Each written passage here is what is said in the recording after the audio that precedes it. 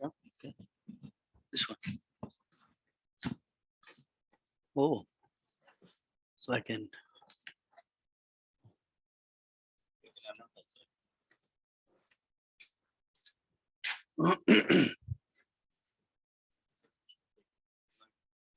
There.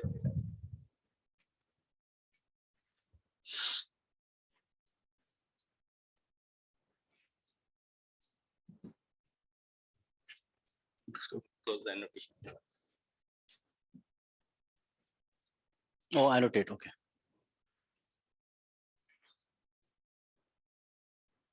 But how do I remove this? The eraser is there. Oh, okay. Okay. Also, I need.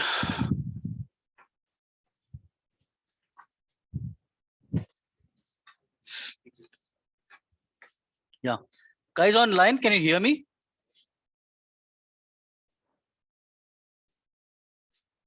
Hello.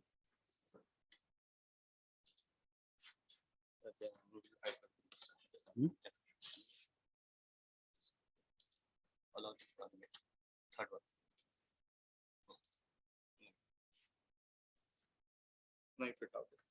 Guys online, can you hear me?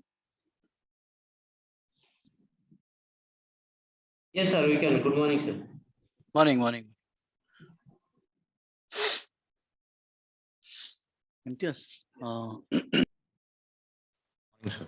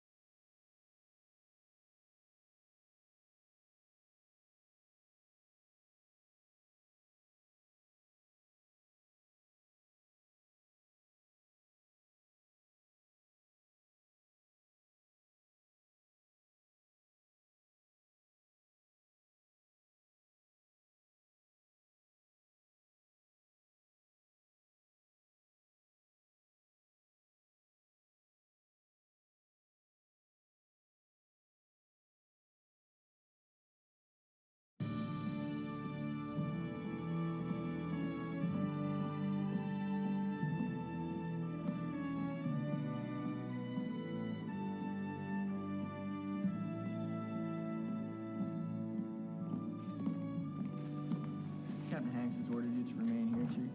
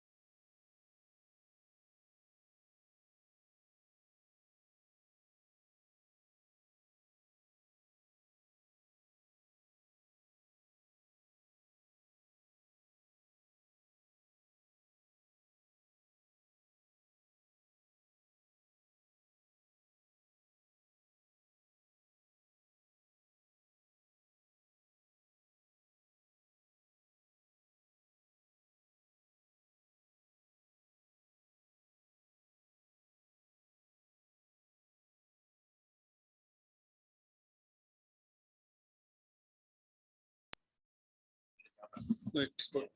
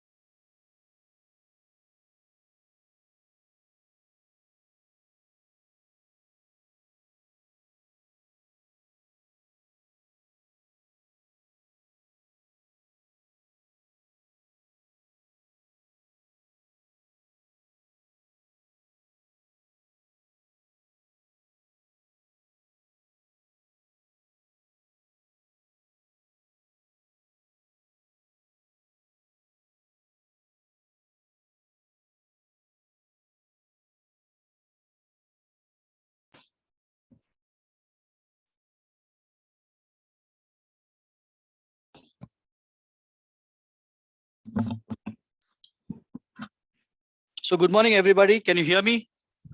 Guys online? Hi, sir. Good morning. Good morning. Brilliant. sir. Good morning. Okay. Good morning, Strength sir. 5. Good morning. Sir. So I was just telling the students physically present here that I hope your assignment 1 is going well. And there was a query whether the 250 words includes the title. No, the 250 words is the body. The title can be the title, right? That is point number 1. Point number 2 is when you make your video, I don't want to see you reading from a piece of paper. Your choice, but you will lose some marks on that. So it needs to be as if you are speaking naturally, like I'm doing now. And thirdly, the background should be professional. That is no, some old underclothes, some torn T-shirt, some new old newspapers, junk lying behind you. Please make sure all those things are precluded from your video and that you are properly dressed. Yeah, preferably with a jacket and a tie. So I want this to be a professional video which turns up, please. You can also stand and move around. The voice is breaking. Voice is breaking Captain. Yes, your voice is breaking, Captain. for everybody. No, it's clear. Looks. Yes, sir. So please, so whoever said my for us. voice is breaking, go and check your internet. Okay. Who's this? Who This said is my Mansi. voice? Huh? This is Mansi, sir. Good Yeah, morning. Mansi, please go and check your internet Sure, sir. We'll check it. and mute yourself, please. Brilliant. Okay, so let's get started. And we talked about couple of things. Can we start? Okay, I have to Yes, record sir. this wonderful thing also. Just give me a second, please.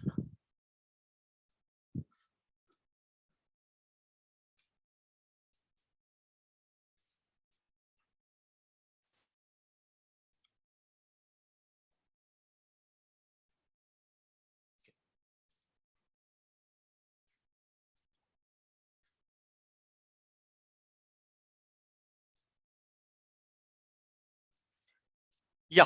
So we talked about two things. That is an initial introduction to organization theory, organization behavior, and how it draws from various areas of various areas of science and the social sciences and so on and so forth in forming a body to discuss how do we behave in organizations and so on and so forth. And then we talked briefly about diversity. We also talked about what are the roles that managers play in an organization and what are some of the important things that managers need to do to be successful, to be effective, and to just hang in there, right? So quick question, what is it that most successful managers do successfully? They network. Yeah.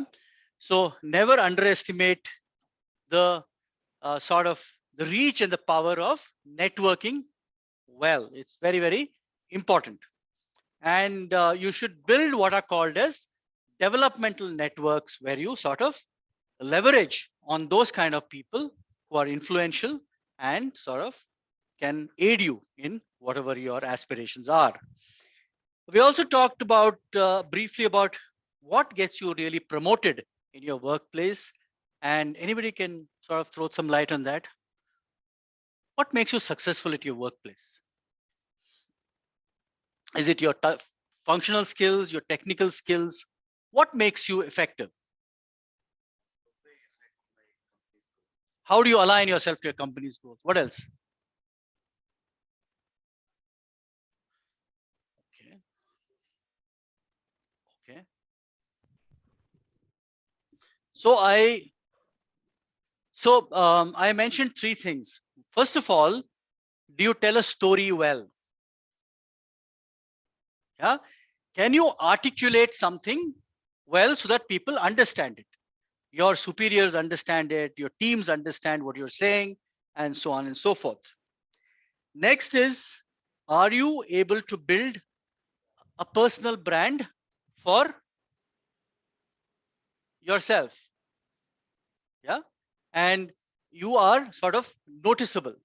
And thirdly, do you kind of align yourself to your organization's goals? You understand and you find a seat at the table.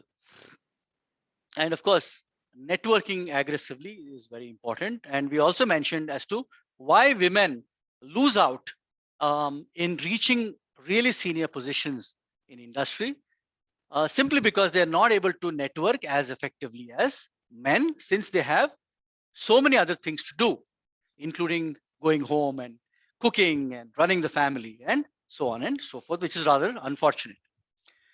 So that's what we talked about. We also talked about diversity, where we said that there are two types of diversity: surface level diversity and deep diversity. And most people look at surface level diversity, that is the difference between a male and a female, the gender divide, or basic differences in dress, and so on and so forth. When you talk about diversity of thought, you need to get a peek into somebody's head as to really how do they approach. um, so somebody can look very modern, but then maybe uncomfortable working, say, with a homosexual.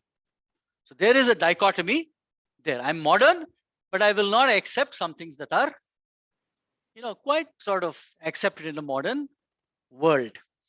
uh, you can have issues and you can have cultural problems. So um, just to throw some light on what I'm talking about, I had a student who was very bright, who joined an organization where they believed that every Friday the team went out and sort of had drinks and they did various other things. So this girl was very uncomfortable, and eventually she was thrown out of the organization, because she couldn't sort of align herself. But I think it is also a problem with the organization which selected somebody like that, who probably could not fit into their culture. So diversity, you need to look into a person's head, but there are different kinds of diversity. And why do organizations look for diversity? Because you believe, we believe that when you have diverse kinds of people, they come up with new ideas, ideation. And today, organizations thrive and live on ideas and innovation. If you're not ideating and innovating, you're going to be dead. Yeah, so it's not like the good old days where, because there are new companies coming up, new organizations, startups, which will keep nibbling away at your market share, and it's going to be a bit of a problem. So we talked about those two things, and now we will move on to emotions and moods, and then hopefully we will cover attitudes and job satisfaction. And if I still have time, I will touch upon personality as we go along today. So what is it with emotions and moods? Why are we, again, fundamental question that you need to ask yourself is, why am I sitting in this class and talking about emotions and moods? Why is it important to me as a manager?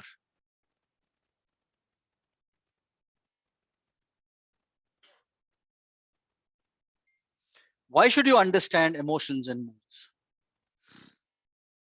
Eh? To interact better. That's a very overarching statement. You're very right. Okay, to interact better. Obviously, all this is to interact better. Everything you're learning here is to interact better. But if you deep dive a little bit more, why is it that you need to understand emotions and moods?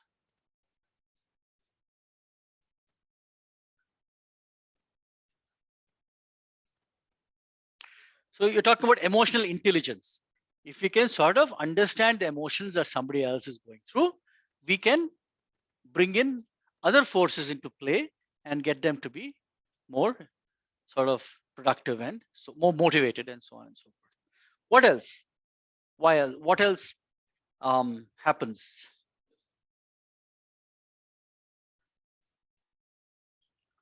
To understand the mental state and so on and so forth. So for example, what do you guys believe? Is it good for you to sort of, when you feel emotionally, you feel whatever, what are some emotions that you feel? Anger, happiness, joy, uh, okay, jealousy, and so on and so forth. How do you deal with these emotions? Do you sort of, suppose you're angry, do you feel, do you express your emotions? I'm angry with this and that other. or do you sort of suppress your emotions? How do you sort of work this? Anybody expresses? What about you guys? Do you express your emotions or you suppress it? Depends on who's there. It depends on the situation, sir. Okay, depends on the situation. Okay. So what kind of situation? With whom do you express and with whom do you suppress? Maybe with family you express, and at work you would try to suppress. Yeah, okay. So let us put you into Mansi, right? No, this is Ananya. Ananya, okay. Sorry. Ananya, suppose let me put you into a position. Let's do a role play. You are the coach of a football team. And at halftime, your team is performing badly. And you're angry and frustrated. What do? Express, okay? Anybody who will not say anything? We'll just, hi sir, this is Vikas Sharma. We'll just get to know what's wrong in the first half, and then just listen them how they are, why they are not going on that up to the mark performance what they were having during the practice session and all those things. Then we'll just understand what they are thinking and how we can move in the next second half. Very good. Okay, Vikas, good. So the problem here is that if you, wherever you are, whether you're the workplace or you're the family, if you express too many emotions like anger and so on and so forth, you are sending a lot of negative messages, and it has an impact, right? It can get people to sort of go into a shell, and several other things may happen. Also, if you suppress your emotions, yeah, which many people do, you can suppress it, but your body language gives off signals that you are faking it. And human beings have evolved with body language, right? We started speaking maybe in the last 10,000 years. But before that, most of us communicated with signals, body language, and so on and so forth. So both have problems. So what do you do? So research suggests that one way of dealing with this, and I think Vikas alluded to it, is to reassess the situation and rationalize. So what if your team loses that particular game? How do we improve? What have we done wrong? Maybe we lose this game but win another one. It's only half time, so we've got enough of time to recover. An approach like that might be better rather than switching between two extremes of either expressing your emotions or suppressing them totally. And suppressing emotions, unfortunately, has got a lot of issues like it raises blood pressure, not only for yourself, but your team as well. And those are not nice things. So that's why emotions and moods play a big role in the workplace, because it affects not only you, but it affects your team and how they work and what are their motivation levels. And hence, how does it affect productivity and so on and so forth. And that's why we're talking about emotions and moods. So let's sort of try to go ahead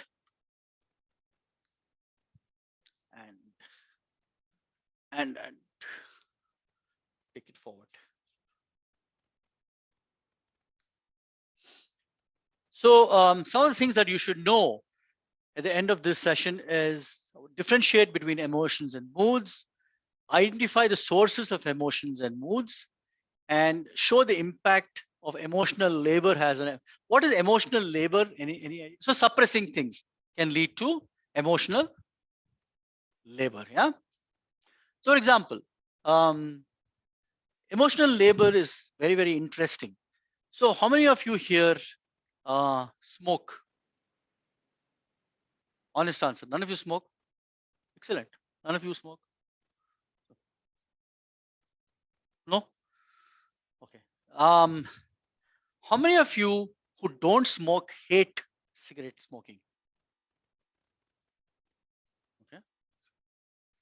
Right. Where do you work? Where do you work? MVD fasteners. Okay. Now suppose you let's suppose that you are getting paid 30,000 rupees a month and you are a little disgruntled with the kind of pay. And by some quirk of fate, there's a company called ITC. ITC, you know ITC, right? They manufacture cigarettes. They're the largest manufacturer of cigarettes. Comes along and they offer you a job at 50,000 rupees. We join. You won't. Suppose they raise it to 1 lakh. You will start thinking now. Suppose they make it 1.5 lakhs. So that is emotional labor. So the problem here is your value systems collide with your actions.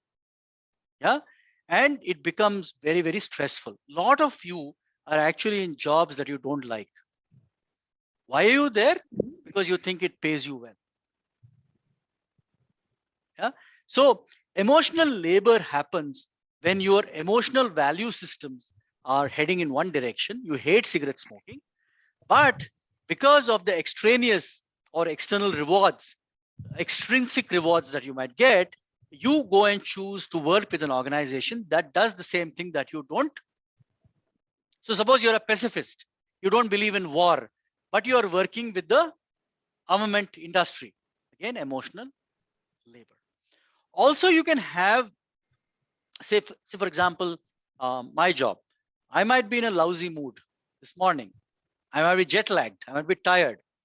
But I have to turn up here and look very pleasant and say good morning, good evening, and so on and so forth. Again, emotional labor. And some people have very difficult jobs. Can you name one job that has large impact of emotional labor?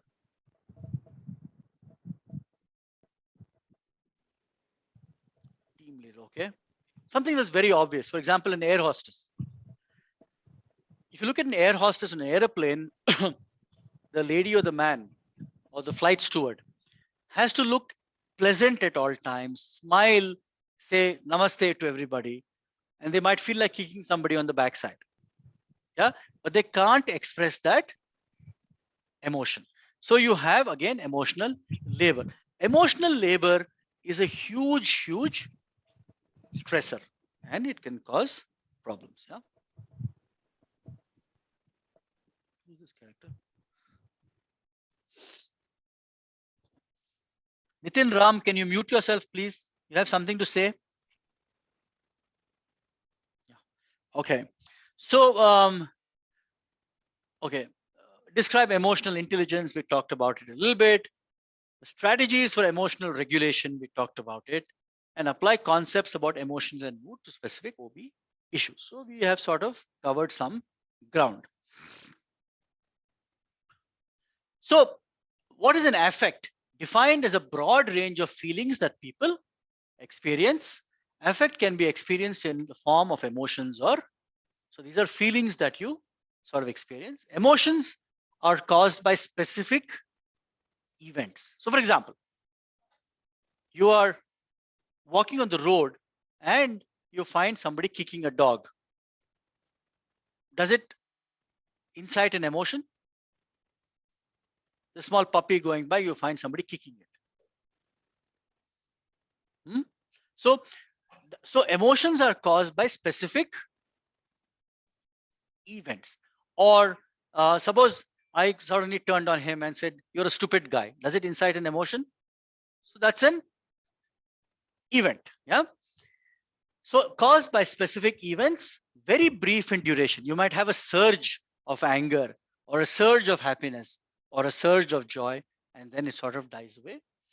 Specific and numerous in nature, many specific emotions such as anger, fear, sadness, happiness, disgust, surprise, usually accompanied by distinct facial expressions. You can make out how people are feeling. Yeah, angry, happy, disgusted. and so on and so forth. Action oriented in nature. You want to do something about it. Yeah. So the other day, I was having some idli by the roadside, and there's a very nice joint which makes great idli vada. So I was having it, and I saw some what looked like software engineers. They look dressed like Americans, but obviously they worked here, and they drank their coffee in paper mugs and threw it on they were littering. Yeah. So I felt like walking up to them and telling them that, Chief, you need to sort of dress not like Americans, but probably behave like them and don't litter the road. So that is the action part of it. I didn't do it. I'm sort of wiser now, but probably 10 years ago I might have. Yeah. So emotions are caused by specific events, very brief in duration, specific and numerous in nature, usually accompanied by distinct facial expressions, particularly the nasty ones like disgust or anger and so on and so forth, and action oriented in nature. Moods are often general and unclear. We don't know why we are expressing a mood. So how do you feel on Friday evening?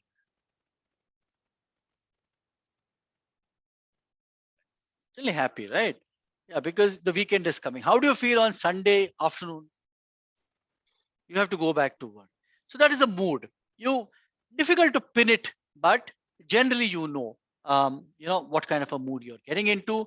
Lasts longer than emotions, more general in nature, generally not indicated by distinct expressions, and is cognitive in nature because it's got something to do with your mental makeup. You associate it with something else. Um, so for example, um, when I was sailing on ships, how we worked was I used to do, say, 2 months on a ship as a captain, and then I would go to the Netherlands, Rotterdam, for 2 months to my office, maybe, and then come back for 2 months to India on leave, and so on and so forth. So it was very interesting. When my leave was approaching and I had to come home, I would be very excited, and so on and so forth. And the mood would generally be upbeat. But when I landed at home, and so slow feeling of unrest to start creeping in. That is because I knew that at the end of 2 months, 60 days would zip by and I have to go back, leave my family behind. So why is that? Because I knew that I would miss my family. So moods are mostly cognitive. They are affect your mental state. Is this clear? Any doubts here? So 6 essential universal emotions that everybody agrees exist are anger, fear, sadness, happiness, disgust, and surprise.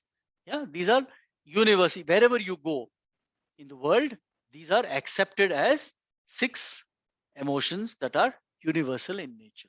Anger, fear, sadness, happiness, and disgust.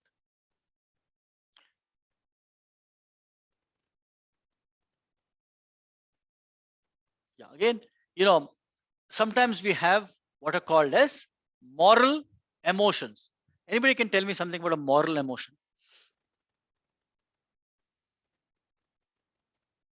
What are moral emotions?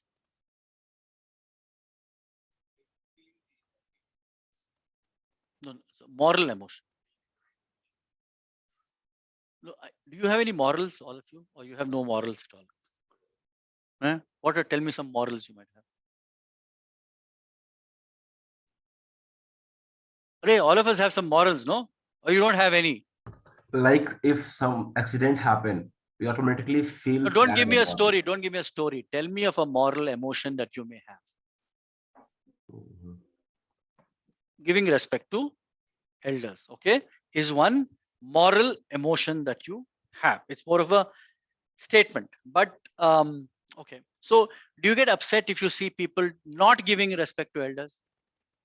You get okay, Yeah. fine. Anything else? Moral? Yeah, which is developed during your childhood. It has sort of signaled in, and it's sort of it's an immersive experience. You have internalized it. What else? So, for example, littering. Why do you react to people littering? Is because you have been taught it's not good to litter, or telling lies, or copying during examinations, plagiarizing. All these are things that you should have learned during your childhood. Otherwise, they become difficult to. So how many of you are vegetarian? Why are you vegetarian? Because your daddy and mummy told you. Huh.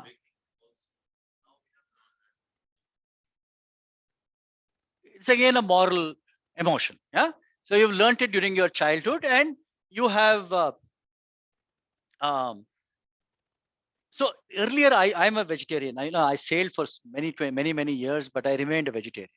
I used to order anything from beef to pork. I used to sign off. Yeah. I used to get the finest food, but I stayed vegetarian for whatever reasons, and I have no qualms about it.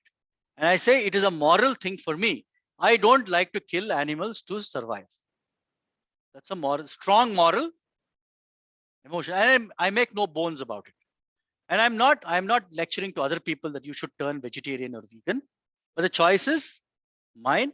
And why am I vegetarian? Because I believe that to survive, I don't have to slaughter other animals, and it makes other people uncomfortable. But then so be it. It's your problem. Go and deal with it. Yeah. But all of us have moral emotions which have got imbibed during our. So, for example, one moral emotion that I feel very strongly about is bullying. I will not tolerate, and I stamp out bullying wherever I go. I will go after people who bully. So one of the tenets of our B school amongst my faculty and staff is, whatever your position, you cannot bully anybody. You cannot bully a student. You cannot bully other faculty or staff. That is a very strong moral emotion again. Yeah. So you must be careful, because people come with moral emotions, whatever they might be. So for example, somebody might come and say, I don't like to drink. It's a moral, and you start meddling with it, you can actually have serious problems. Yeah.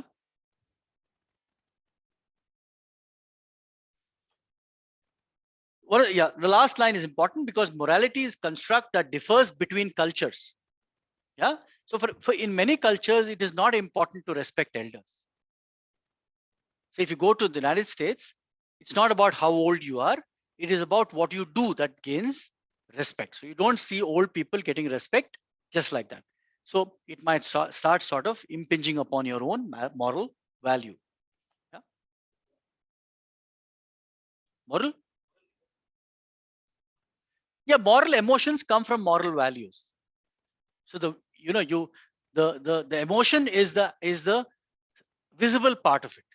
So I don't know what values you carry, but I can see what emotions you express. Yeah. And that is the problem. So for example, so when so I'm a vegetarian, my wife is a bigger vegetarian. So when we went to many parts of the world, including say I stayed for a while in say Shanghai, she would openly express disgust. And I used to try to hide it. Yeah.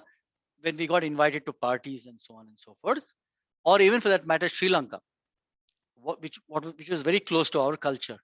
So the emotion part of it is what you can. And I would tell her, please hide it, because your host will feel disrespected and disappointed that you don't like the food that they are. So, okay, can sort of script this. So why are emotions and moods so important? They're important for two reasons. One is because they affect your decision making, and two types of decisions making. Two forms of decision making are there. One is thinking and feeling. Thinking is mostly logical thinking based on data. You dissect data, you sort of make predictions based on data, and so on and so forth. Feeling is mostly about intuition. What has happened in the past, and how do you sort of think about it, and so on and so forth. So, for example, suppose are you married? Anybody unmarried here? Suppose you have to now get married, and your father or mother has bought two possible spouses for you.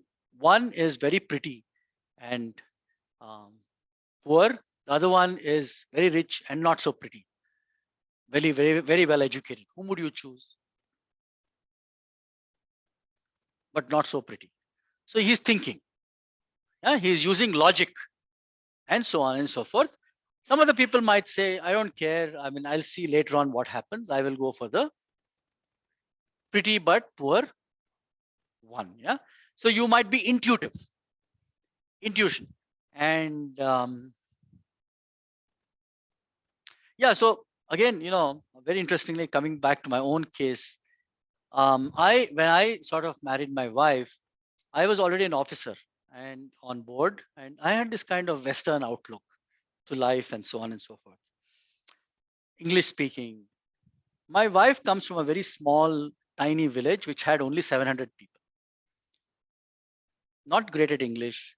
We shared nothing in common, but we got married. It was a very intuitive decision, but it worked very well for us. We've been married 30 years. We've been exceedingly happy, and it's worked. So people make decisions based on various. There was no data involved there, right? I did not approach it logically, although I approach many things logically, but not this particular case. So decision making, and what happens is that when you are in exalted states of emotions and moods, your decision making can get affected. And I think I gave you an example in the last class, right? Did I tell you about my experience with emotions and moods? No? It's a very common example of how when I was to sort of make captain. So we have a peculiar system where you get your degree, but you don't get promoted automatically. You have to take series of examinations, and then once you pass them, you become eligible to attain a certain rank. And becoming captain is very difficult because it involves stringent examinations and a huge viva. Huge viva means the viva, like you fellows, doesn't end in half an hour. The viva can go on for 1 month. Yeah, you keep getting called on different days, and so on and so forth. So my viva was, I was also not very well prepared, so I was very nervous. And this viva went on, and eventually the examiner apparently liked me or liked what I said. So he said, Nagaraj, you have passed. So what is the emotion do you think I was feeling? Joy, happiness, surprise also. Yeah, that I passed. And so on and so forth. And then I came out, and this was at Bombay, and there's a place called Ballard Pier, where if you're familiar with Bombay, you know Ballard Pier. So I came out, and I was walking back to my hotel, and a family of people, husband, wife, and 3 children were there. And that guy came and said, sir, I have money. And I fished out my wallet and gave him 500 rupees. 500 rupees in 1996 was a lot of money. Yeah. So, and he said, I'll send it back to you. He took my address and all. So obviously it was a fraud. The point is that had I not been in that exalted state of happiness, I may not have taken that decision. That is why, yes, sir. You're right place. So never make decisions when you're in exalted states of emotions or moods. Always allow yourself to sort of calm down a little bit. Otherwise, you might end up making the wrong. It didn't matter to me much, 500 rupees. Okay, I could write it off. But then you could make much more serious errors in judgment if you make decisions based when you are in exalted states. Do emotions make us ethical? Research on moral emotions question the previous belief that emotional decision making is based on higher level cognitive processes Our beliefs are shaped by our group, resulting in unconscious responses and a shared moral emotion. This may allow us to justify purely emotional reactions as rationally ethical just because we share them with others. Again, so sometimes um, so is being a vegetarian better than being a non-vegetarian? We're not sure, right? But you'll have very staunch vegetarians because they operate in a circle of other vegetarians. They come up with this theory that it is better for everybody to be. That is why it's important to be diverse. So I was very happy. My son went to a school that had certain kind of people. It had upper middle class people who came generally from the IT industry and particularly from one particular community. And so he grew up in a very cloistered environment. So when he went for his engineering, he went north. I was very happy when he went north, and he sort of he went to this place called IIT Roorkee to do his engineering. It was very diverse, and his next door roommate was a Dalit, and there was a Muslim, and there were some Sardarjis, and so on and so forth. So I said, make friends with all of them and understand how do they express life. It's very important. Otherwise, you can get stuck with moral emotions just because other people around you share those emotions. It's important to understand. You can then finally I'm very proud to be a vegetarian, but I have no problem with you being a non-vegetarian. It's your choice. You can go and eat whatever you want, as long as you don't impinge upon my right to eat what I want to eat. Yeah? So you have to be careful, particularly with moral emotions, because your group dynamics start influencing it. Yeah, I hope you understand what I'm talking about. Okay, so you also have personality traits that affect emotions, and one of the personality traits is to be neurotic. That is, you are by nature jumpy, you're emotionally distraught, and you easily get affected by events where your emotions start playing up, how strongly people experience their emotions, time of the day. There's a common pattern for all of us: happier in the midpoint of the daily awake period. Many people are not happy when they wake up in the morning.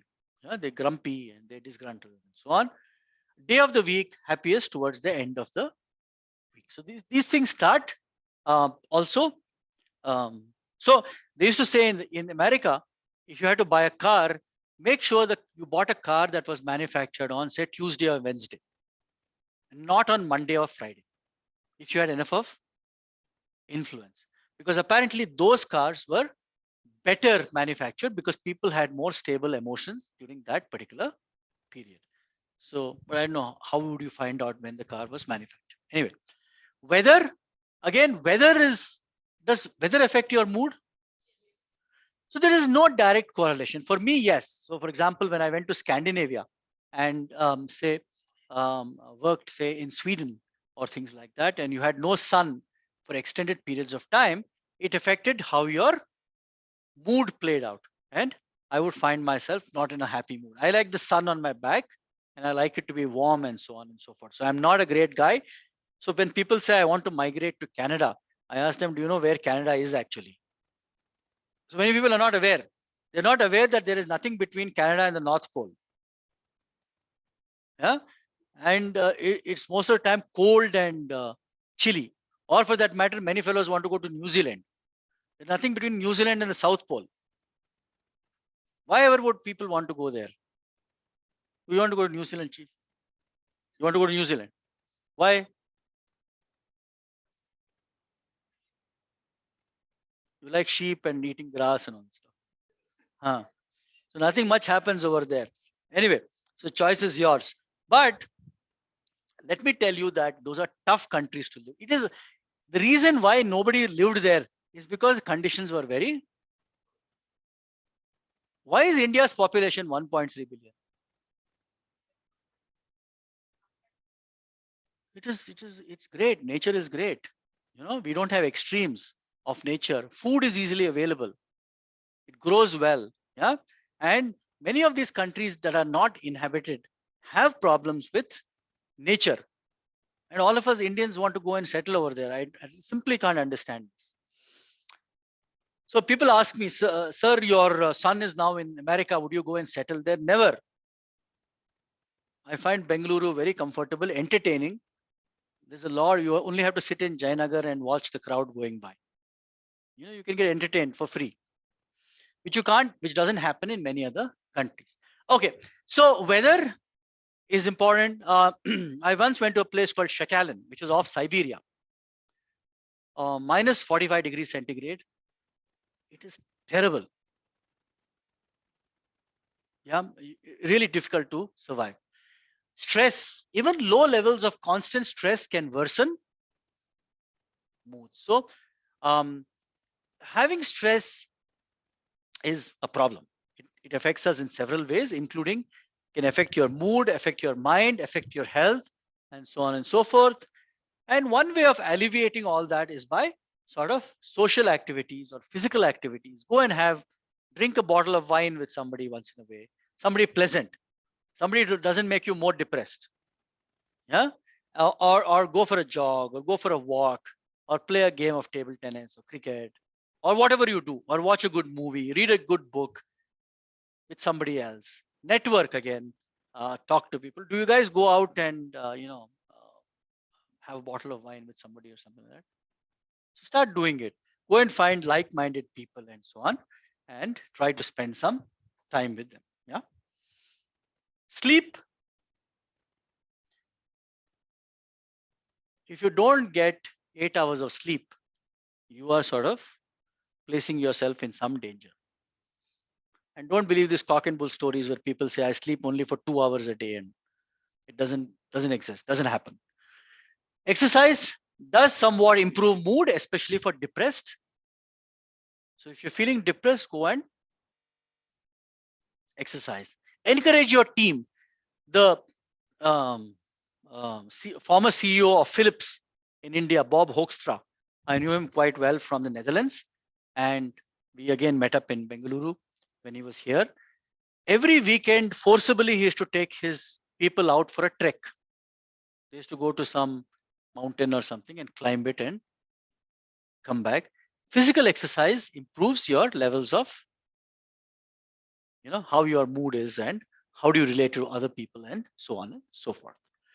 Age, older people tend to focus on more positive stimuli than younger adults. Yeah, younger people seem to be more depressed nowadays for some reason. Why is it so? Huh? Why? Overthinking. Social media, sir. Social media. What else?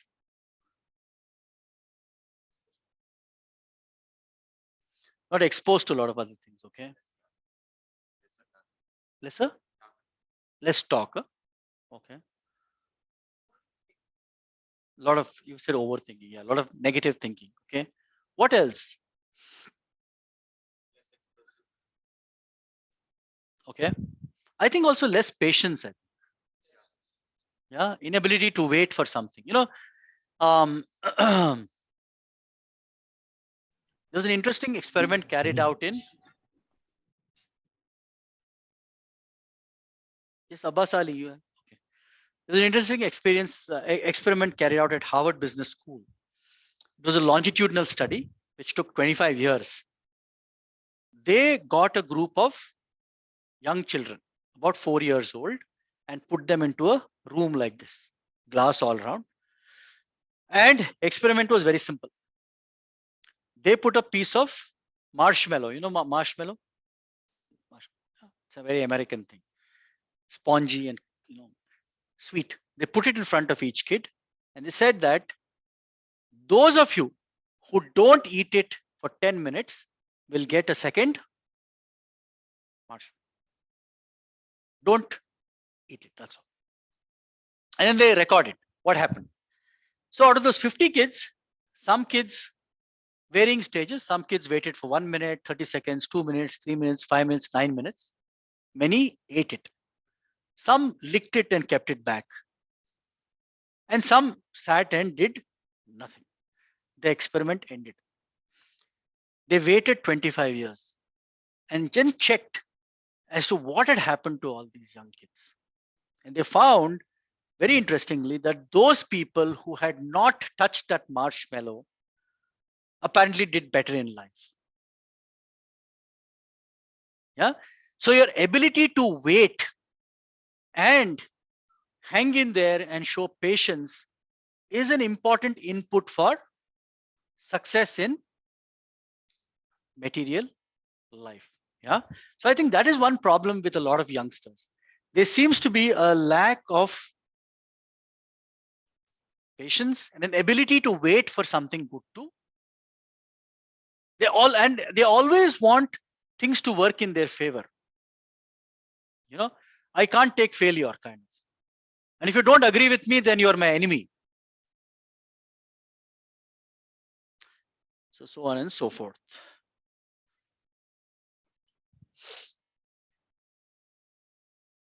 Also, gender, women tend to be more emotionally expressive, feel emotions more intensely, have longer lasting moods, and express emotions more frequently than men. So women, of course, express emotions more than men.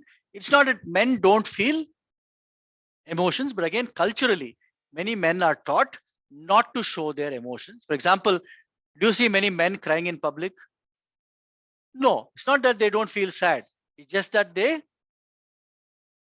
all I have to do is to call a female faculty and say a few harsh words and we'll find. Then I have to give them a handkerchief and all that stuff. Yeah? So we are trained not to sort of show our emotions, although we feel those emotions. Yeah? So emotional labor and employees expression of organizationally desired emotions during interpersonal transactions at work. I gave you an example of a flight steward or air hostess where she has to. So another good example was Walmart. Walmart has this Walmart jingle, or for that matter, I used to see it even in McDonald's earlier, where they all join hands and sing a song. It used to happen earlier. Now I don't see it so much. Walmart is every day morning, everybody gets together and sings the Walmart jingle. That is, we're all very happy. The customer is the king, and we are happy to serve you, and so on and so forth. It creates a lot of stress. Yeah, because there is a certain amount of emotional labor. People may not feel that way. So types of emotions felt, the individual's actual emotions displayed, required or an appropriate emotion. So you're feeling sad, you're feeling bored, you're feeling angry, but you have to come and appear very calm and happy and pleasant and so on and so forth. You guys have that sometimes? You have to show emotions that are not, does it happen? Or you just display whatever emotions you feel? Try it sometime. So be angry with your boss, just like that. And if he or she asks you, why are you angry? Say, I just feel angry. That's all. I'm not going to cover up. So displayed surface acting. So for example, I'm a vegetarian, right? Again, stressing on the point. I take a job in a shop that sells meat. Now there is a problem, right? There is a kind of dichotomy here. How do I deal with this situation?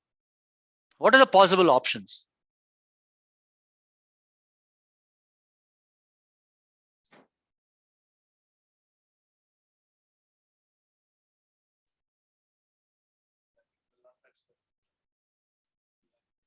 No, but I'm working in that shop. I'm an employee. I need the money. I can convince myself. So one way of doing it is that you start liking selling meat. You become a non-vegetarian. You join the gang. Get on the bus. Yeah. And then you change your moral compass 180 degrees. Yeah. It's a good way of living life as well. Don't be so rigid, be flexible, be adaptive. And then Okay, I've joined ITC now. I didn't like smoking earlier. Now I like smoking. Why? Because they pay me a good salary. It's your business. That's how you want to live your life. So that is the difference between surface acting and deep acting. If you want to avoid stress, then you need to deep act. You need to internalize the change, and you sort of trying to modify true inner feelings based on display rules. Yeah.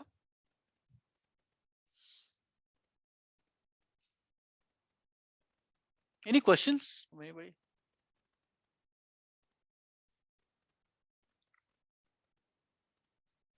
So emotional dissonance, inconsistencies between the emotions people feel and the emotions they project, again, like emotional labor.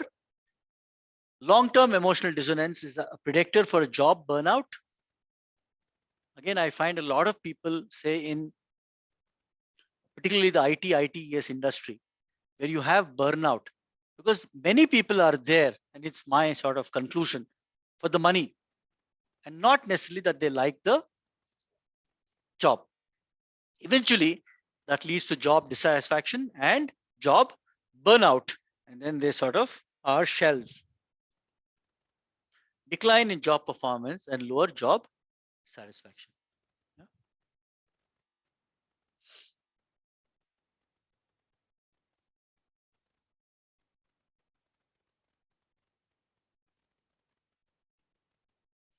So again, employees and managers shouldn't ignore emotions or the events that cause them, even when they appear minor, because they accumulate.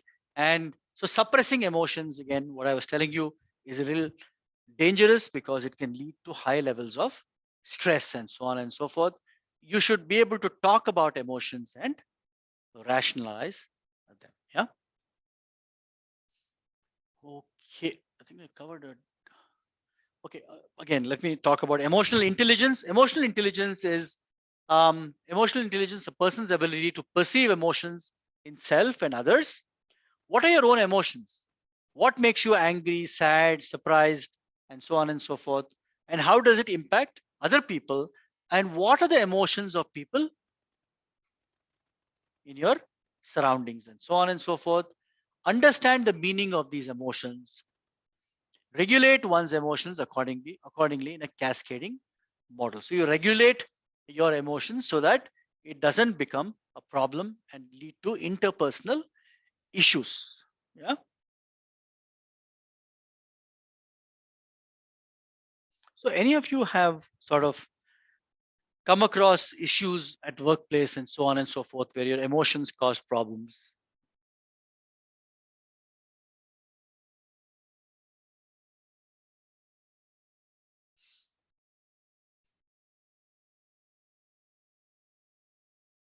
So for example, let me ask you a question. Since now you have met me across some 6, 7 hours, 5 hours. When you see me, what do you perceive?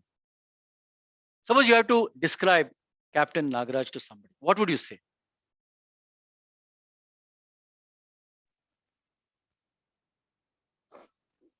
Competent. First time I've. Huh. What else? What else? Very disciplined, very strict. Logical. Arrogant? Hmm? What? Logical. Logical. Arrogant? No, no, no, no. So, well, that's the way I am. But I find that a lot of people who have low self-esteem, right? People who are defensive or insecure, somehow have problems with me. We find it very difficult to relate. Yeah. And I know that. So I should actually be going out of my way to make those kind of people a little bit more secure and tell them that, I'm not trying to project my sense of confidence onto you.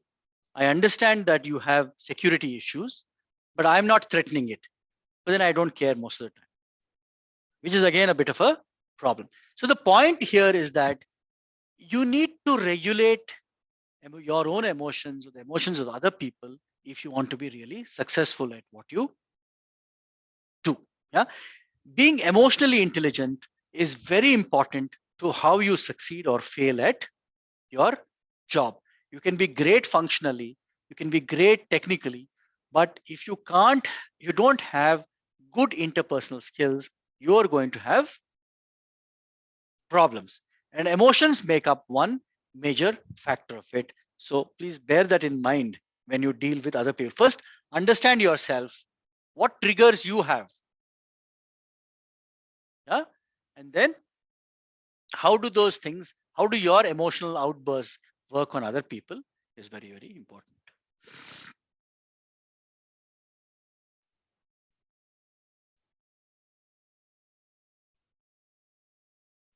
So, okay, you can have a cascading model of emotional intelligence, that is conscientiousness, cognitive ability, and emotional stability. What is conscientiousness? Conscientiousness, anybody? So conscientiousness is an important, it's not consciousness, yeah? It is conscientious. Practice that word. It is your sense of responsibility. Conscientiousness is your self of responsibility. It is the perceived emotions in self and others.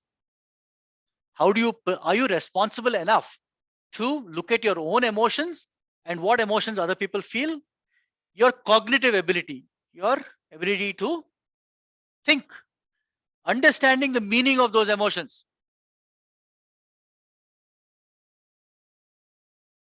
Yeah. And emotional stability, that is regulate emotions. Yeah, these are very interesting things, and also it could have major uh, implications. Anyway, can you give me an example of how lack of emotional intelligence can cause problems?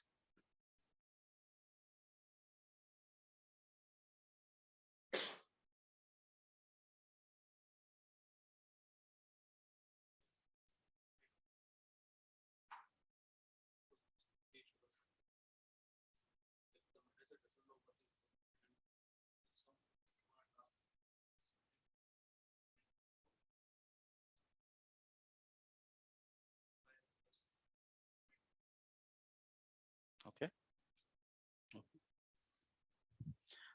Okay, let me ask you another question. Suppose you have invited me for an interview. Here, this gentleman has invited me for a job interview, and I turn up. And he says, "Welcome to the interview," and extends his hand. And I do a namaskara and sit down. Would you select me? Why? What's the problem?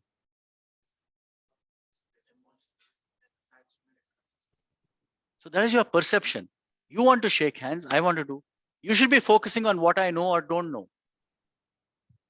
Correct. So the problem with again emotions and so on is when you don't bring your cognition. In my culture, greeting is like this. In your culture, shaking hands is, so people come with this cock and bull story about his handshake is weak. Yeah. So what? In his culture, you don't have to shake hands. So I was doing an interview with two Dutch guys in a small place called Kakinada in Andhra Pradesh, and they sort of um, uh, wanted to select what are called as superintendents, people who would work between a ship and the shore. Not a very high level job, but they were looking for civil engineers on projects. And once we placed an advertisement, about 1,000 kids turned up because this was a multinational, it was a Dutch organization, and the job looked good. So they turned up, but most of them had a problem. They would give a very weak handshake, or they would not look in the eye. Yeah, they would not express confidence and so on. So these Dutch guys were very unhappy, and they said these people don't appear to be confident. So I would tell them that it is not our culture to look confident, particularly when you have senior people. Have you seen it when senior people are saying fellows will come and stand like this? Huh? Have you seen that? Yeah. Why should, yeah, unless you work in an IT company and so on and so forth. But even in universities, if You go and people are surprised. So I go and talk. The way I talk to you, I talk to my bosses. There's no big deal because I've come from that kind of a system, and I have cognitively I am shaped like that. But people sort of express different kinds of behavior based on cultures as well, and you must keep that in mind as to how emotions are. What is the meaning of the emotion? And then emotional stability. That is, can you regulate your emotions? And if you're very angry, can you sort of calm yourself down? If you're very happy, can you come back to ground level, and so on and so forth? So this is the cascading model of emotional intelligence. Very important. I'll give you a minute to write it down and practice it, please.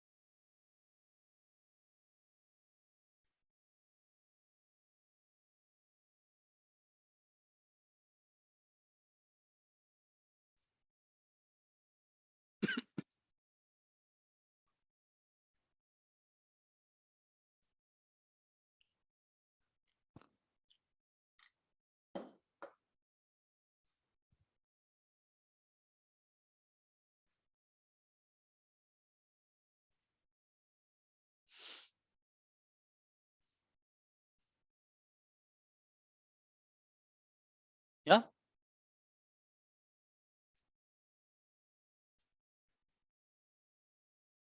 So what are some of the strategies for emotional regulation? Like I said, diversity in work groups may help us to regulate our emotions more consciously and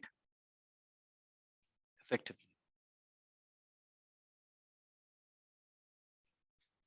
So emotional regulation techniques are surface acting, deep acting, emotional suppression, cognitive reappraisal, which is very important. Like I told you about the coach in the football game, where you reappraise rather than suppressing it and so on, or sharing it. Um, you know, social sharing. Social sharing, you go and so suppose you have a drinking problem. What do? Drink more. You can become a member of Alcoholics Anonymous.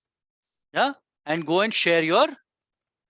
There are groups of people you can share your stories with, and they will help you to sort of come out of it. Mindfulness, where you sort of mindfulness is a very it's a new age thing. You must understand that many of these things were practiced in say mindfulness, meditation were practiced in India for several hundred years. Nowadays, the Western world gives them their own meaning and comes out with theories. Yeah. The best option though is to recruit positive minded individuals and train leaders. So finally, you don't want to get damaged goods into your organization and then try to figure out what am I going to do with this guy. So good thing is to halt them at the gate. Do your selection processes carefully. Don't bring in people who are damaged and then start trying to figure out what you're going to. And that's why I admire companies like Google and so on and so forth, which have stringent selection processes. Yeah, very careful whom they let in. Once they let them in, they take good care of them. Yeah, but selection processes need to be tight because when people have personality or emotional issues and so on and so forth, it's difficult to correct, and there's a lot of bandwidth lost. And also, how do these people impact the rest of your team is going to be a bit of a problem. Okay, I'm going to stop there with emotions and moods. Any questions?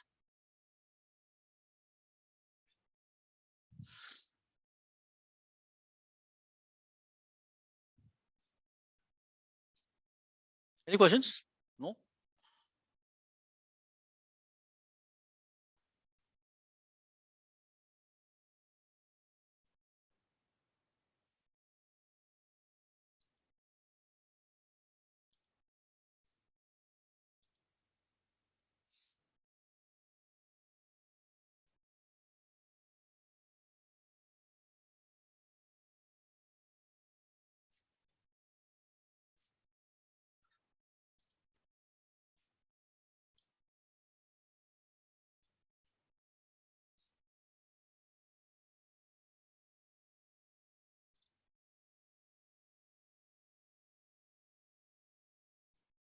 What is this slide? 3, no? Okay.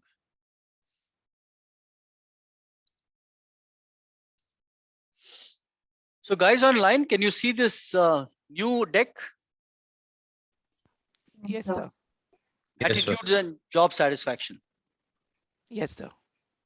Yeah, good. So we'll move on to attitude and job satisfaction. And like you can see that people have been talking about attitudes from many, many thousands of years. Yeah. So the Upanishads talk about attitude.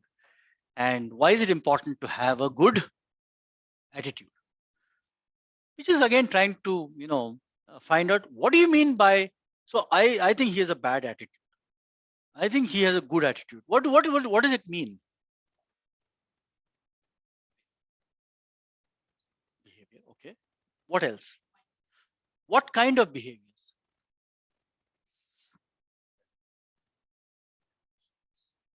Huh? Aggression. Okay.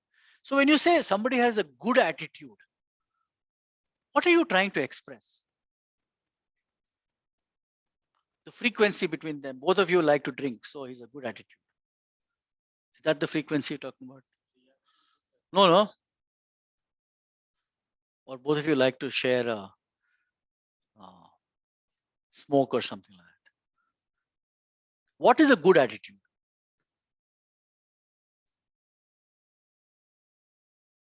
First, let's nail. You should look like Shah Rukh Khan, but then not do your job properly.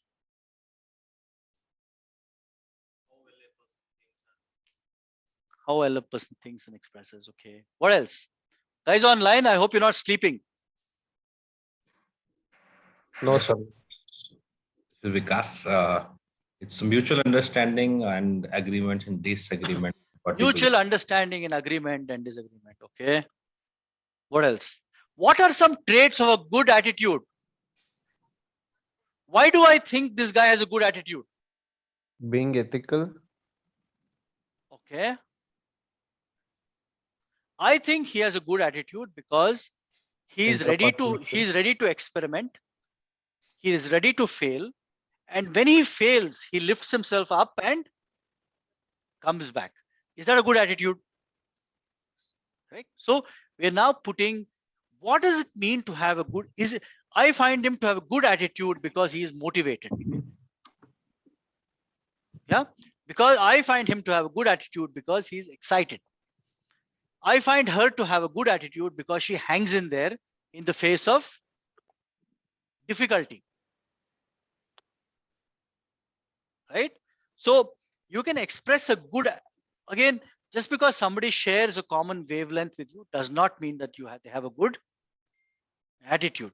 Yeah. Particularly, I'm horrified if I find that useless people tell me that I like you.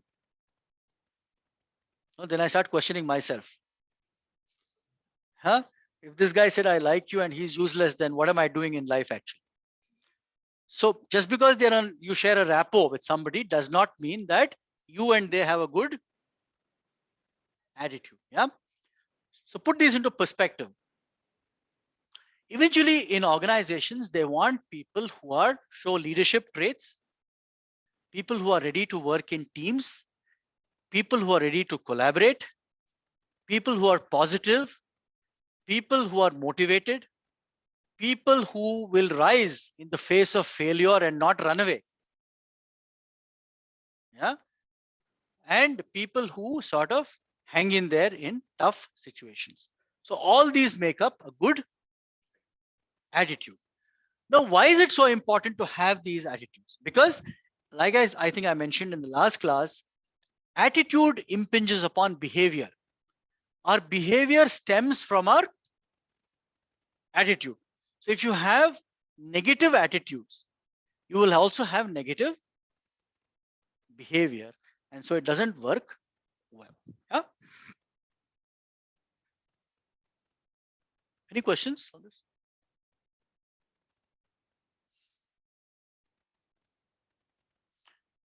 So some of the learning objectives here are: contrast the three components of an attitude, summarize the relationship between attitudes and behavior, compare the major job attitudes, define what is job satisfaction. What is job satisfaction? You're motivated, you're productive, you're happy. Yeah. Again, what I mentioned in my last class, just by being happy, you can be happy and useless. Yeah. You can be disgruntled and productive. So you have to be a little careful. Just because a person is happy does not mean that he should find a place in your, when the government, I don't know whether you've heard of this thing called VRS. So the government of India, in their wisdom, came up with VRS because they found that the banking industry, particularly, and also other defunct organizations like the Indian Railways and so on and so forth, many public sectors had excess number of people. So some fellow sitting in Delhi decided we'll come up with the VRS, that is voluntary retirement scheme. They would calculate how many years of service you had left and they would pay you and you could take that money and buzz off. Was it a good idea? Unfortunately, what happened is all the good fellows took the money and went and joined private organizations. The useless fellows remained. Yeah. So they wanted the useless fellows to take the money and go. The opposite happened, and it sort of became it worsened the situation. So job satisfied. So, and they all said we are very satisfied with our job. We want to stay. Yeah, sort of, you have to be a little careful. Summarize the main causes of job satisfaction. What causes job satisfaction? Identify 3 outcomes of job satisfaction and identify 4 employee responses to job dissatisfaction. What are some employee responses? What are they? What is the most common? Huh? Being non-productive. Being non-productive. Yeah. Okay. What else? You create negativity and cynicism. You can say that, yesterday I had gone for a movie. I had gone to watch this Kashmir Files, and there I saw the boss and a secretary sitting next to each other. Gossip. Yeah. So the worst, bad mouthing. The easiest form of job negativity is gossip. The worst form is physical assault or assaulting somebody at the workplace. So it can have different kinds of manifestations. So attitudes are evaluative statements, either favorable or unfavorable, about objects, people, or events, and they reflect how we feel about something or someone. Yeah. So they have got, again, this is a very important slide. It comes in every exam. I ask this question: what are the components of an attitude? Yeah. And you can say that they are ABC. That is, so for example, you were expecting to get a promotion. Yeah. You were expecting to rise one level and get an increased pay hike, but your boss didn't give you. So what do you think about the boss?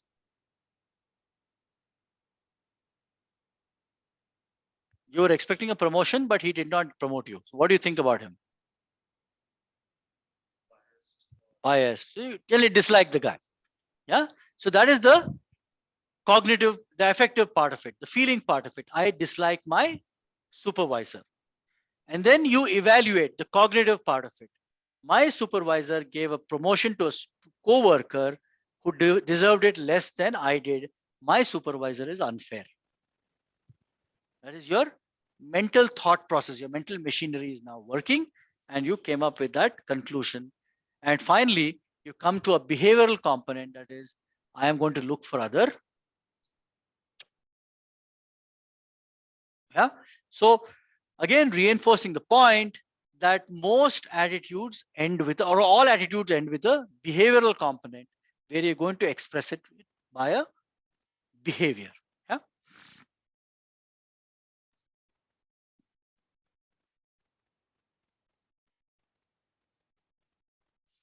So the affective part, the cognitive part, and the behavioral part. How can you reverse this? Your boss didn't give you a promotion. So what? What did you do?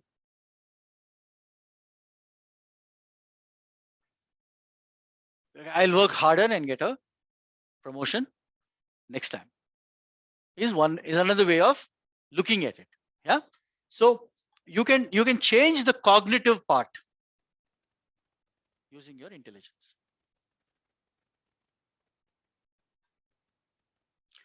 So this is very interesting. So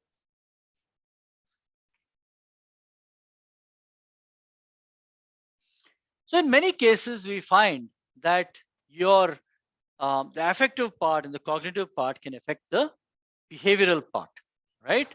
So attitudes can affect your behavior. How do you finally the end result, the behavior part? So Leon Festinger said something very interesting. He said that maybe your behavior can affect your attitude, or maybe events can affect your attitude. Is that possible? He reversed the process. Yeah, it's possible. Possible. So give me an example. If you get promoted when you were not expecting it, then the boss is a good guy. Yeah. Okay. Or for example, a more extreme example is that I hate people of a certain community.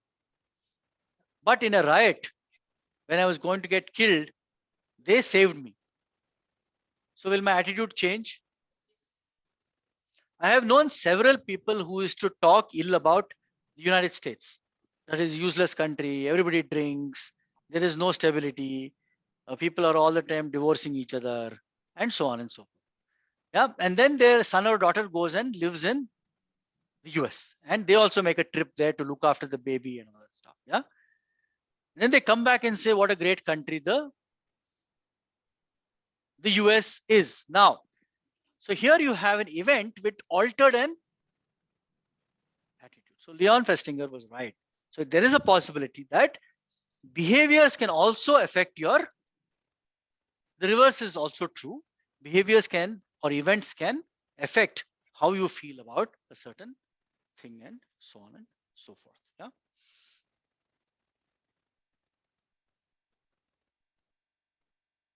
Okay.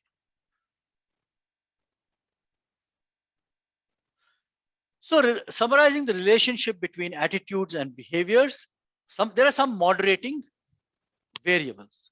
So do any of you have strong attitudes towards anything? Powerful attitudes. I mean, you can't digest something. If you see it, you have to act. Nothing. Everything chalta hai. I don't like someone cutting trees. You don't like people cutting trees, okay? What do you do about it? I normally complain. Just get angry and go and drink one extra peg of thing. No, I would guide them, or else. Would guide them. Okay. Yeah. Okay. You said you don't like people, men misbehaving with girls or something like that. What would you do about it? What would you do about it? We will try to stop them. Okay. Anybody else? So I'm more interested in the behavioral part. What will you do? See, all of us have attitudes. I want to see how it translates into behavior.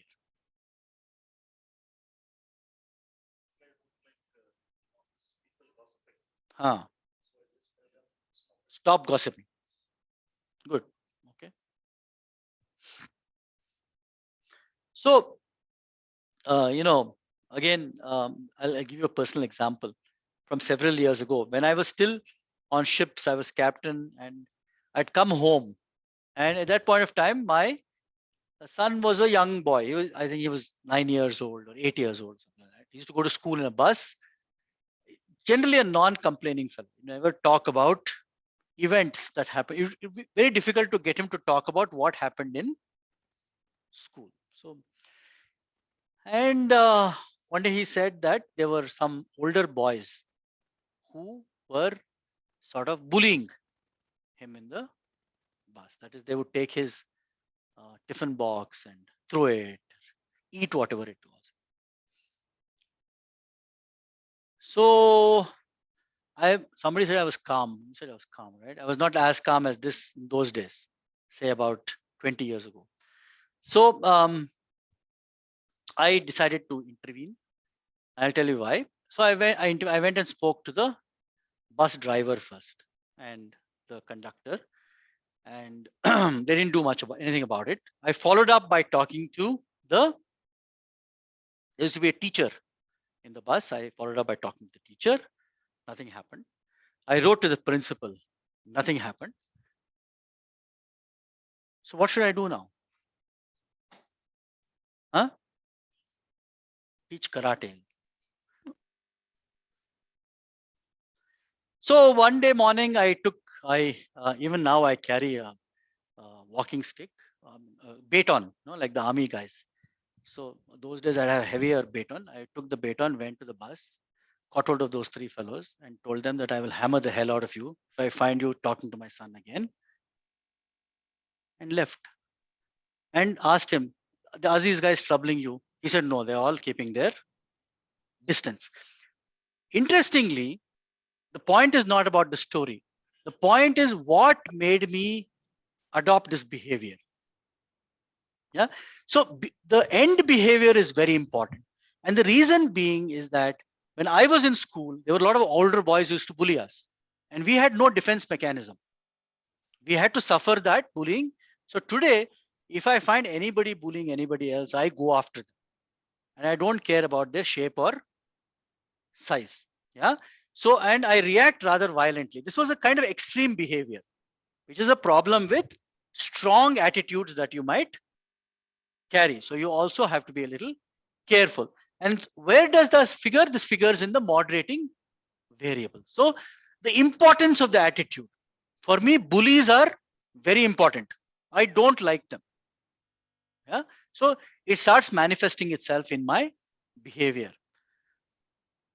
The correspondence to behavior. Yeah. That is, are you ready to act upon with corresponding behavior to your attitude? How accessible is it? Do I remember my experience well or not? Presence of social pressure. Suppose I go and hammer some people in public. How will it be taken by society? So many times you want to get down from your car and go and hammer somebody, right? But you don't do it because you don't want to be caught on the wrong side of society, unless the attitude is so strong that you are willing to risk it. Yeah. And eventually, whether a person has direct experience with the attitude like I had. Why am I so concerned about bullying? Because I was bullied, right? So moderating variables are very important in terms of how attitude plays out. Anybody has any examples like that? You need to get this part functioning a little bit. The cognitive part.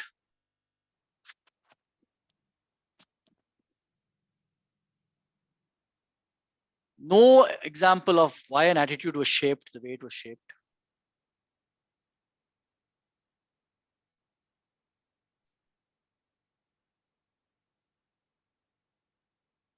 So a lot of people I know who had drunken fathers now are teetotalers. They've developed an attitude towards, or people who are very pacifistic towards their children, or very mild, or they don't scold them. Why? Because their parents were very strict or used to really be tough with them. What else?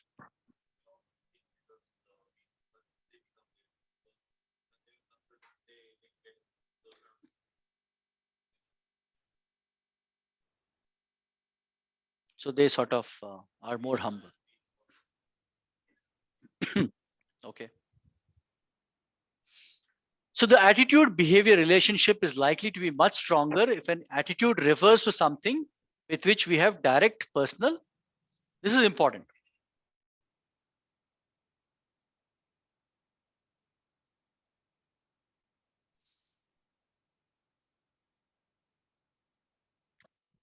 Yeah.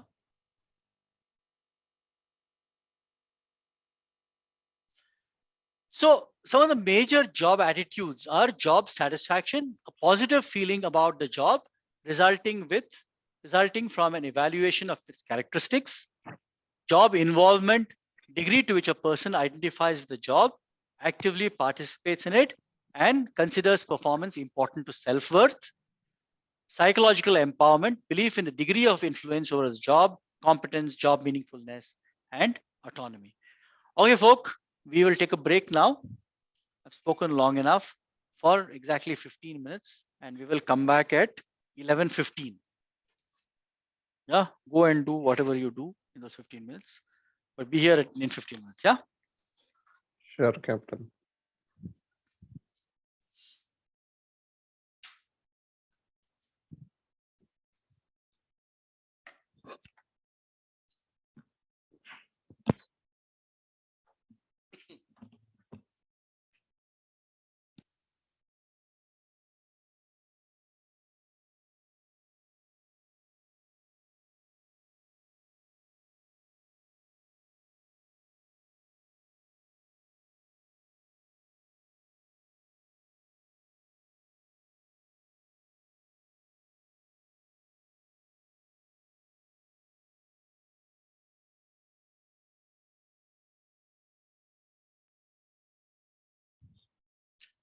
Okay, so yeah, let's get into the nitty gritties of what are major job attitudes. So job satisfaction is one of them. How involved you are with your job. That is, do you think of your job often? Do you stop thinking of your job when you go home in the evening? Or how is it with you guys? Do you think of your job when you go home? No? Okay. So do you think of your job when you go home because you feared losing your job, or because you like your job? You fear losing your job mostly. Yeah. So you should like your job to be involved. And psychological empowerment, belief in the degree of influence over one's job. One of the major problems today is that people don't seem to be psychologically empowered. They don't have the confidence that they can do their job well. And that creates severe, again, stressors, burnout, and so on and so forth. Are you you feel you're competent in doing your.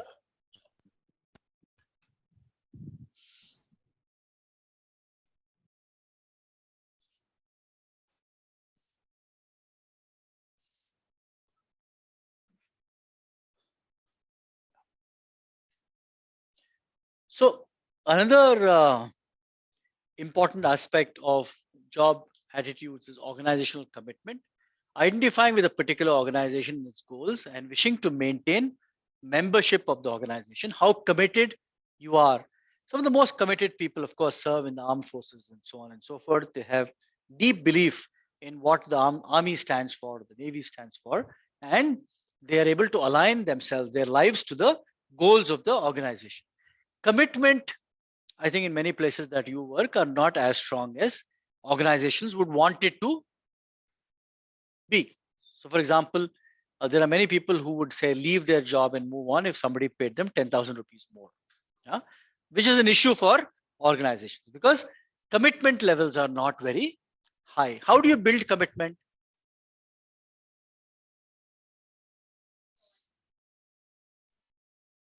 Like,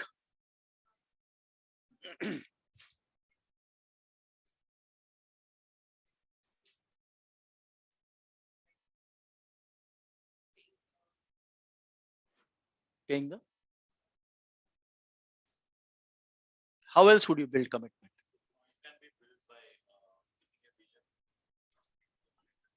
Uh, making decisions together. Making decisions together. Okay, thanks. What else? Giving hikes. Okay.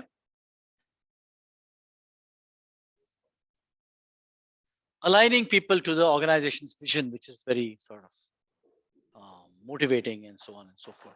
Working through conflicts. Working through Conflicts. conflict, is it? Yes, sir. Okay. So it's a tough job. How do you build commitment is an entirely new area. There are ways to do it.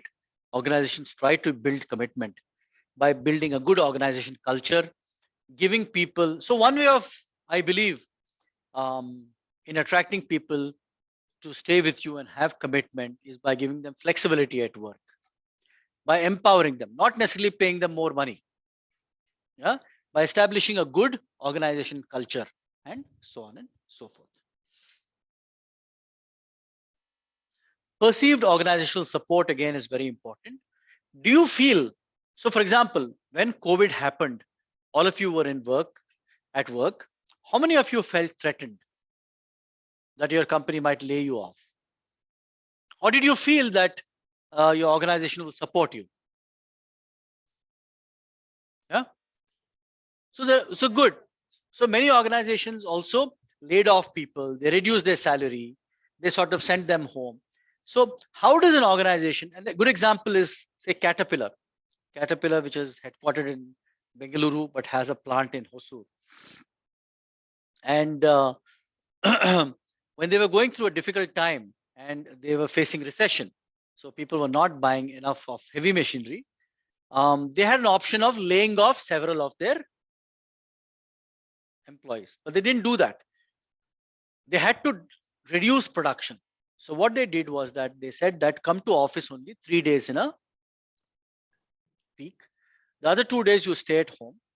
Yeah, your salary will be dropped to a certain small extent. But those 2 days you can come and do training programs. You can learn something new. And when the recession lifted and they went back to their original production, everybody came back to normal. So attrition levels were kept very low. And that's how you build commitment. Yeah, where you sort of show employees that they're valued and they're not going to get kicked out just like that. Yeah. So a degree to which employee believes that the organization values their contribution and cares about their well-being. Higher when rewards are fair, employees are involved in decision making and supervisors are seen as supportive. POS is important in countries where power distance is lower. What does this mean?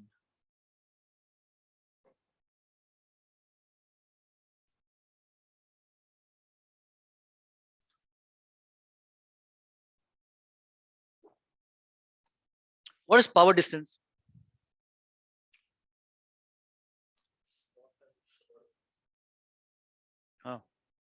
What about them? What's your name? Yes, Mr. Reddy. Okay. Where are you from? Oh, you're good. Okay. No, so let's try to define power distance first. Yeah. So, do you find this class interesting? I know it's interesting. So, when you leave the class, will you do a high fives with me? Why?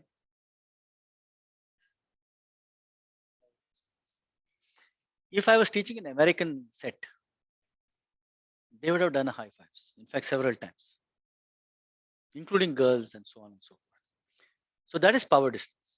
You will not do it with me because you look at me as a professor, somebody who knows more than you, and somebody who is in a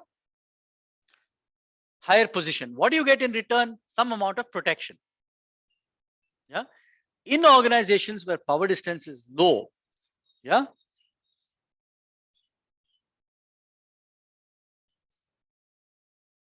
in organizations where power distance is low, you will find that this doesn't exist. That level of protection doesn't exist.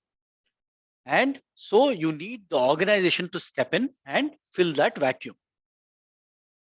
You understand what I'm saying? Yeah. In countries where power distance is low, what are some of those countries? Say, for example, Netherlands, power distance is very, very, hierarchy is very, very low. United States, hierarchy is low. United Kingdom, UK, hierarchy is low. Countries with high power distance are India, China, Japan, yeah, some South American countries, and so on and so forth. Sir, by power distance being low, do you mean it's more egalitarian? Yes. Okay, thank you, sir. And more egalitarian, and the manifestations of power are not there. So can you tell me one manifestation of power?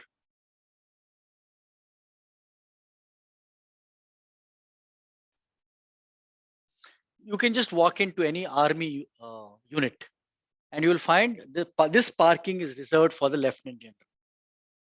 Manifestation of power. In a ship, nobody could sit on the captain's chair. If I was the captain and the captain had a chair, you better not sit there if you valued your job. Yeah. So these are all manifestations of power. And so they de-manifest these symbols in egalitarian organizations where power distance is much lower.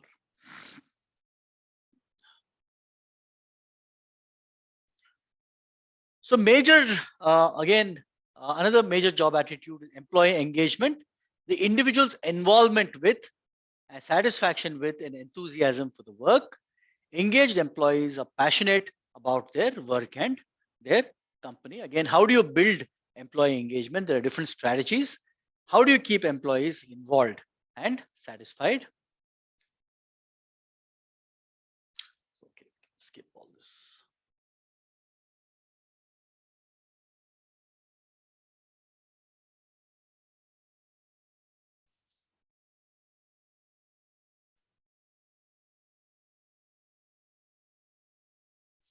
Okay, so again, what are some of the factors that causes job satisfaction? Why are people satisfied with their jobs? So if I ask our friend here, she will say because they pay more money, right? Does money give you job satisfaction? No. It's a little To a tricky. certain extent. Yeah. It's a little tricky. One of the factors. One of the factors, younger people seem to have a lot more job satisfaction with, and money plays an important role, younger people. But as you get older, there are other factors that come into play.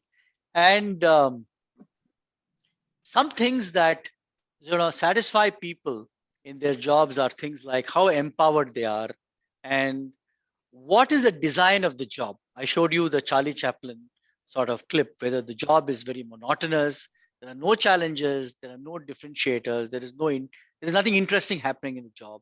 So how is the job architecture by itself is very important. So the conditions, the intrinsic nature of the work itself, social interactions and supervision are important predictors of satisfaction and employee well-being. Personality, people who have positive core self-evaluation. What is core self-evaluation? Okay. Core self-evaluation. So for example, all of you wake up in the morning, then you go and all of you brush your teeth, I assume, right? When you go and brush your teeth, you look in the mirror. Do you see what stares back at you? Do you like what stares back at you? Honest answer. If you don't like it, then you don't have a positive core self-evaluation. Do you like yourself? Who likes Captain Nagaraj the most? Myself. Yeah. So that should be very clear. Otherwise, you have a problem. And people who don't have a strong core self-evaluation will have issues with job satisfaction. So again, they are by nature disgruntled. What do you do with such people? Keep them out of your organization. It's very difficult to change personality and things like core self-evaluation. So you might like to run psychometric tests, which we shall look in personality, and then try to figure out with people who have low self-esteem, lack of confidence, disgruntled, and so on and so forth. Keep them out of your organization. That's the best way to deal with those kind of people. Yeah. Any questions?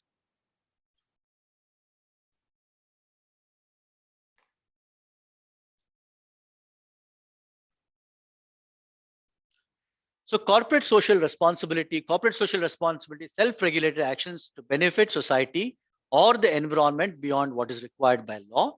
So a lot of companies involve their employees also in CSR activities. Yeah. Any of your organizations involve you?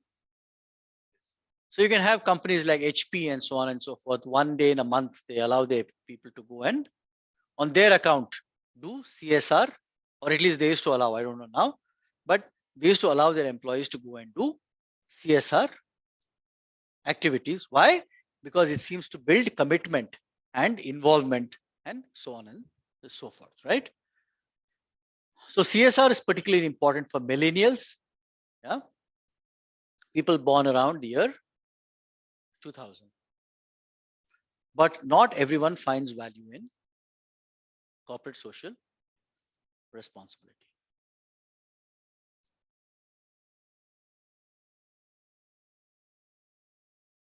So what are some of the outcomes of job satisfaction? When people, you did several things to job involvement, job satisfaction, corporate social responsibility, and so on and so forth. What are some of the outcomes of people being job satisfied? Happy workers are more likely to be productive, not certainly, but more likely to be productive workers, more motivated workers, and you want those kind of workers, right? People who are motivated and productive. People who are more satisfied with their jobs are more likely to engage in organization commitment behavior. What is OCB? Organization commitment behavior.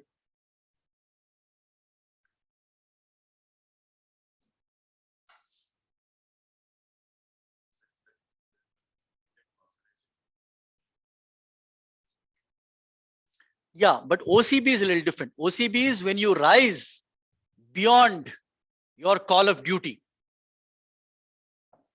When you do something that is not expected. So a very famous case from the Marriott hotels where, I don't know if I told you the story, but it's about a young recruit who was placed in the reception area. Did I tell you the story? Okay. So this girl, a young girl, received a call from a person in certain room saying that I want to order dinner. So this young girl was sitting in the reception, not in the restaurant in Marriott, and she said that she could have said that please call the restaurant. Yeah, many of you I'm sure would have done that, but she didn't. She didn't do that. She sort of placed. She took the order from the lady, old lady, placed the order. Yeah. Is that it? The job over? No. She then calls back this old lady after about an hour and said, "Did you enjoy the meal?" So the old lady said, "No, I have not enjoyed the meal. I have not eaten, in fact." She said, "Why?" She said, "Because my husband is very sick. He lives in New York." This was the Chicago Marriott. He lives in New York. We live in New York. And doctors say he's not going to survive the night. And I'm not able to, the last plane is going to leave in about 45 minutes. so I won't be able to make it to the airport. So this young girl says, don't worry, you start packing your bags immediately and I'll see what I can do. So she calls the airport, calls that airline and says, hold your flight back for about 15 minutes. We are going to get a passenger from the Marriott to come and board that flight to New York. So the airline tells her, we're going to delay 15 minutes. The demurrages, that the money that Marriott will have to pay will be quite large. Are you authorized? She says, yes, I'm authorized. Hold on to the plane. Then she rushes, helps that old lady, and the lady drives rapidly, arranges a cab and all that, and goes and gets the plane, goes to New York, is with her husband, who dies that night, long and short of it. But just think of this girl's behavior. Was it required? So Marriott not only paid that money, but tells this story with great pride and says, our employees are like this. They go beyond the call of normal duty in getting a job in serving customers. So organization commitment behavior is very, very important for organizations because it shows generally this kind of behavior is only again seen in the armed forces and so on and so forth, where people are ready to sacrifice their life because they believe in a cause, not in private organizations. So this is a stark example of how somebody can do something more than required for an organization. Yeah. Then customer satisfaction, satisfied employees increase customer satisfaction and loyalty. So obviously this lady told this story to many people, the old lady who was sort of went and was with her husband and so on. So it improves customer satisfaction. Life satisfaction, research shows that job satisfaction is positively correlated with. So if you're disgruntled at work, you can also be disgruntled at life. Yeah?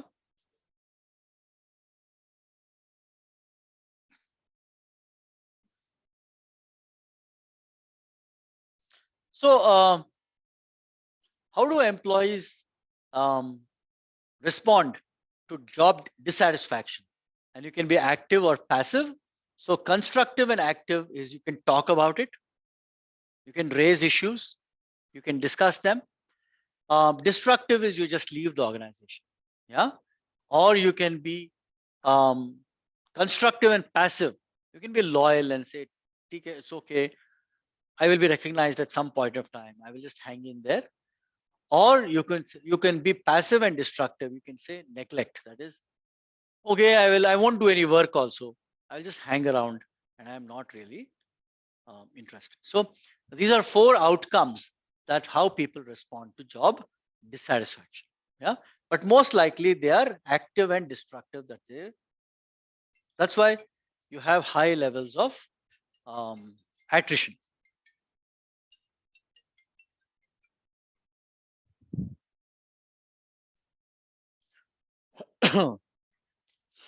So also you can have dysfunctional behavior or counterproductive work behavior that actually damage the organization, including stealing, behaving aggressively towards co-workers, or being late or absent from work, and so on and so forth.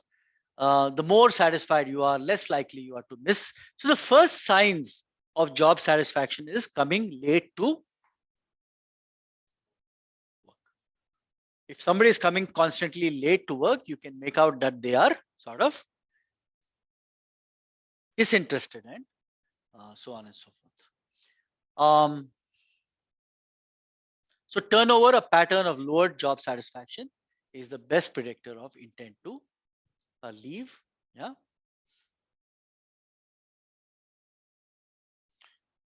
So job satisfaction, job involvement, organization commitment, perceived organizational support, employee engagement. Remember that the employee's job satisfaction level is the best single predictor of behavior.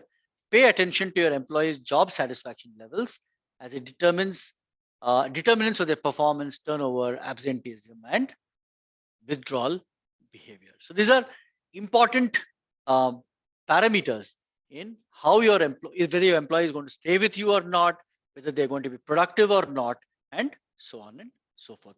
And if you get employees who display OCB, that is behavior that is over and above what they're expected to do, then you better hang on to them because they're very, very valuable.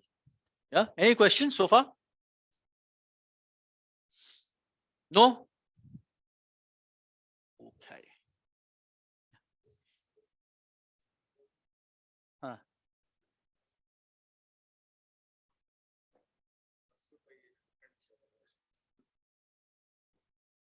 By other people. Just bad luck to them. So you want such people, right, as role models. So why do they give people the Paramveer Chakras? Organizations are organizations, private or public. So what is the fear you have?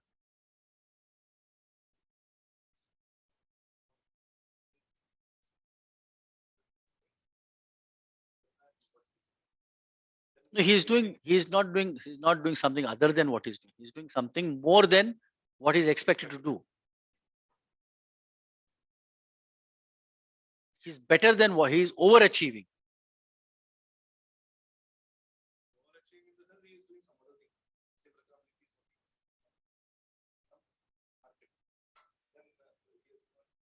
So he's given a target of say $1 million a year. He's achieving $2 million a year. Hmm. He's not interfering with other departments. He's not interfering. He is doing his job much better and increasing. So, for example, let me give you another example. This is an organization called DHL. Yeah. So DHL, is a courier company. And there was this guy who was supposed to deliver a football from a grandmother to a grandson. And then he ran out of money. He ran out of petrol. So he goes to the petrol bunk. He wants to fill petrol, but finds that he doesn't have his wallet. That he's lost it or so on. What does he do now? What would you do? Or suppose you had an employee like this who was a driver in this situation, what would you tell him?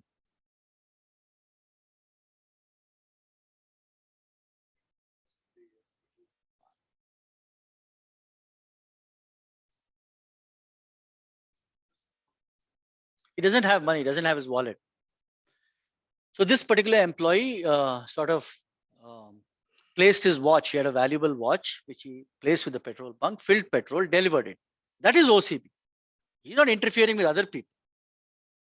He is using his head to work better. And I don't see why it should be a problem, actually.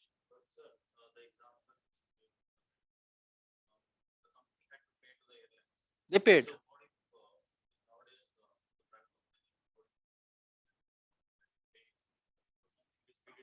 Then you'll be looking for another job. Correct. So that also you must figure out what is the culture of your organization. So that's why they always say that culture eats strategy for breakfast. So if the culture of your organization is not supportive in such endeavors, then don't try it. So you must have organization. So the Indian Army supports people who do something the extra. Yeah, that's the culture of that organization. Does your organization have such a culture? Or if your organization believes that you can have a pretty good measure about how your boss is. So I really don't care as long as my team members have tried and made a genuine effort and they put with the right intent. I'm ready to back them on anything. If the intent is all right, if they fail, it's fine. So everybody knows that in my own organization. So they pretty much work at it here in the Anand Sagar University. But your organization culture is very important, and you should know what drives your organization. So many years back, when I was coming from my previous university on the Nice Road, I suddenly saw that I didn't have my wallet. I'd left it in the cabin, and I was now wondering what to do. So I called my wife. My wife said it's raining, and I don't feel like driving in another car and coming and giving you. So you figure it out. So I then saw two people standing near the toll gate. And I said, look, I have an offer for you. I will drop you on the other side, but you have to pay the toll. So they said, no, no, no, no. We are waiting for a friend. He's going to pick us up here, but we can give you some 30 rupees if you want. So I said, okay, fair enough. So I took 30 rupees from them. They said they worked with Infosys. So I took the 30 rupees, paid the toll, went home. And one of the vice presidents of Infosys is my neighbor. He lives in a neighboring apartment. And I had the name of these two fellows. So I gave him 30 rupees and said, please, can you return it to them? So he was very happy. He said, this is the culture of Infosys, that we want to be helpful to other people. So he associated a random act to their, and he saw some alignment there. So culture is very important. You know, whether it really is the culture of Infosys, I don't know. Or this was a random act of kindness. But nevertheless, he thought it was a alignment, right? So culture is very important. And if your culture is not aligned, then you have a problem.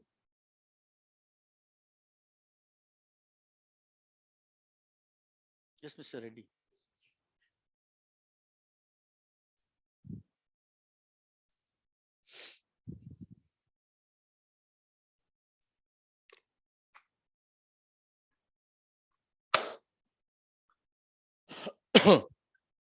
See, if you look at that movie also, that about that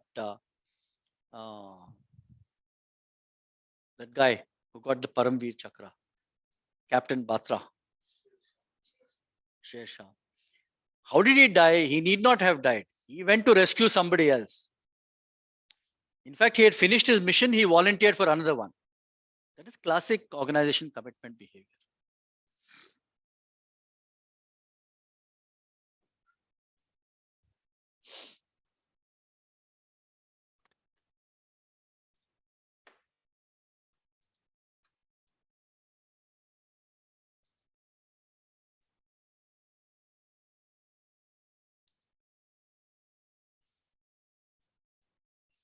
Okay, guys, I'm going to take a short break because I need the help of the technical team.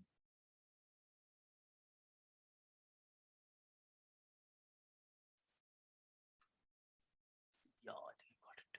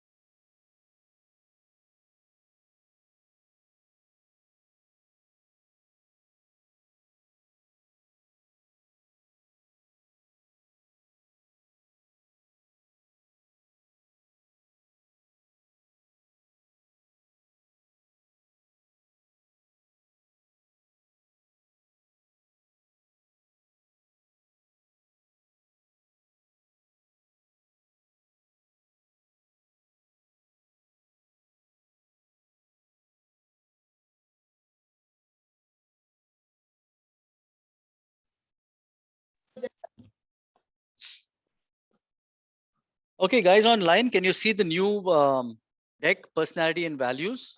Yes, sir. Yes, sir. Yes, sir. So what is personality? What is your understanding of personality?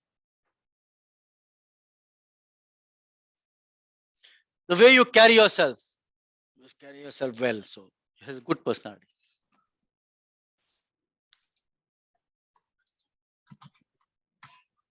Why is personality important?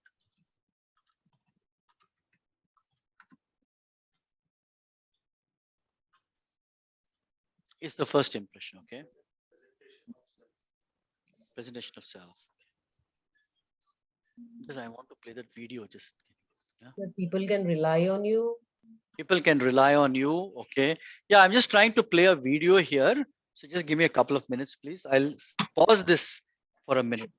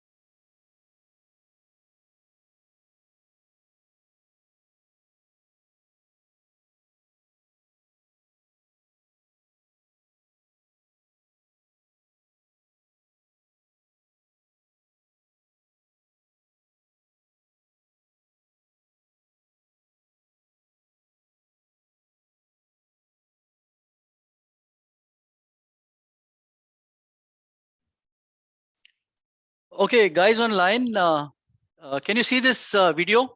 Just wait.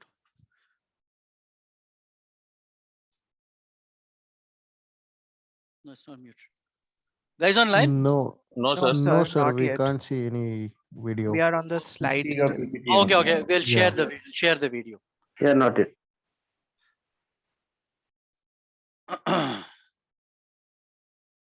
Yeah. Now can you see it? Yes, sir. Yes, sir. Yeah. Yes, So, Yeah, yeah. so this is a clip from a Yes, sir. movie called Men of Honor, and it's a true story. It's about this black gentleman who was the first U.S. Navy diver. You must understand that in the 1960s, people of color were not promoted to these positions. They could only serve as cooks on warships. And he became the first diver, and he lost a leg in an accident. So the Navy is trying to throw him out because they say that you're not good enough. And he has to go through a test. And with him, he has his instructor from the past, person who taught him diving. These two people hate each other. Yeah. But they come together. It's a very interesting clip. And let's watch it and sort of see what happens here. Yeah. Because it's, yeah, several things going on. Yeah.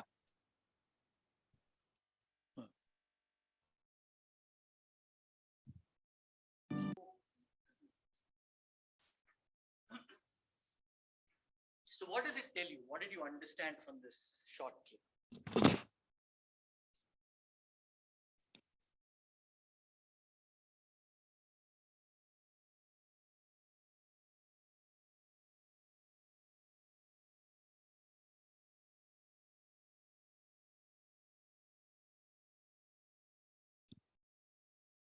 So what is the takeaway from this clip? Basically, you can see the power of emotion. When emotion is channelized well, and his instructor also brought up things from his training, like called him a cookie, which is very insulting and so on. So it's got him angry a little bit and so on and so forth, right? So emotions have a good part and have a bad part. And when emotions are properly channelized and worked upon, you can get people really motivated to do difficult things or hang in there and so on and so forth. But it's a very interesting movie, Men of Honor. It's about this diver, and I think you should go and watch it if you have the time. Yeah. Right. Um,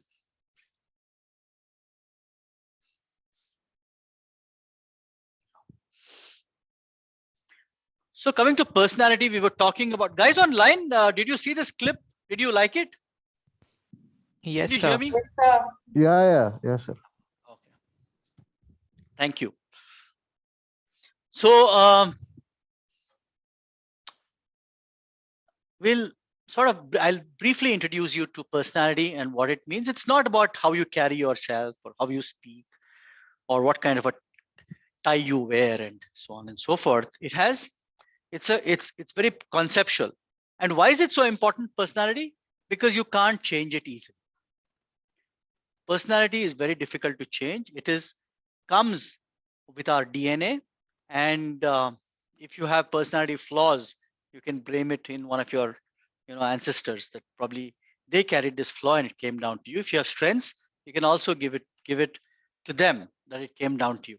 So the problem with personality is it's difficult to change or very difficult to change, and it has major implications on how we interact with other people and other things.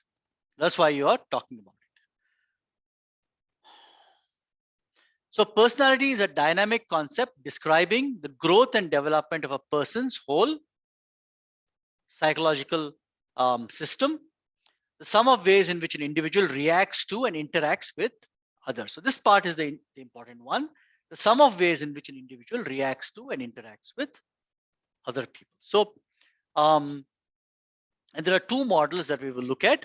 One is the MBTI, or the Myers-Briggs type indicator, and the other one is called the Big Five. The MBTI is mostly used for counseling and in trying to figure out if people have personality issues and how do we deal with them and so on and so forth. Where you will use personality tests mostly is called the Big Five in selection processes. When you sort of run psychometric tests to select people. Yeah. Next class, we'll do a small personality test on all of you. When we have more time, I'll run a short test and we'll try to figure out what kind of personality you have. Do you have some dark areas that need to be looked at? So while you can't change too much, it's good to be aware of what kind of a personality you have so that it works better for you. So managers need to know how to measure personality, and that's why we have psychometric tests. Personality tests are useful in hiring decisions and help managers forecast who is best for a particular job. So for example, one of the first traits of the Big Five is extroversion and introversion. That is, are you extroverted or are you an introverted person? So what about you, madam? Are you extroverted, introverted? Introverted. So you don't like. So is she good for a marketing sales job? Could be a problem. Yeah. Where if you're introverted, you can do several other things, but maybe not go and sell things to other people, which requires certain amount of negotiation, reaching out, talking to them, and so on and so forth. But if you are a very extroverted person, maybe you would like to do a sales job and so on and so forth. So if you're not extroverted, it could become a hurdle. So there is a direct correlation between what kind of a job you do and so suppose you want a airline pilot. Would you look for an extroverted person or introverted person? Maybe an introverted would be better because introverted people are more. There's another trait called conscientious. So introverted people seem to be a little bit more responsible. Yeah. And in high risk jobs, you want people who are more. Say, for example, you're running a nuclear power plant. You don't want one fellow who's very extrovert, like a film star, talks to everybody and very happy and have a drink on me and that kind of stuff. You want somebody who's a little serious and who is conscientious. Yeah. So the most common means of measuring personality is to self-report surveys. You can take surveys, psychometric tests, and so on and so forth. So is personality the result of hereditary or environment? Heredity refers to those factors that were determined at conception. So like I said, it seems to come with our DNA, is genetically derived, and so on and so forth. And hence it becomes difficult to change. So, okay. There's another very interesting interesting kind of test called the Rorash ink blot test. And this is again widely used. So what do you guys see here? What do you see on the screen? What do you see, sir? You don't have to think about it. Go for it. You see a German Shepherd, okay. You don't have to get anything. What do you see there? There's nothing to get.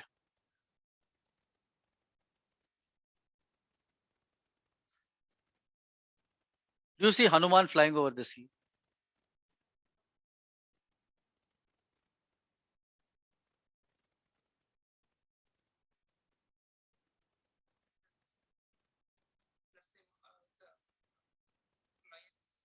Ah, it's a lion eating a tortoise.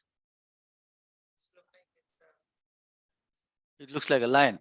What do you see, madam?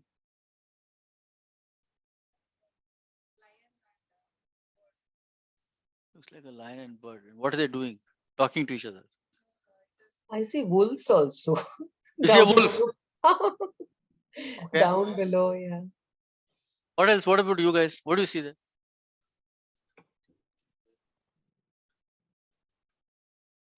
Two horses. Huh? Okay. Anything else? It's a mirror image of half one.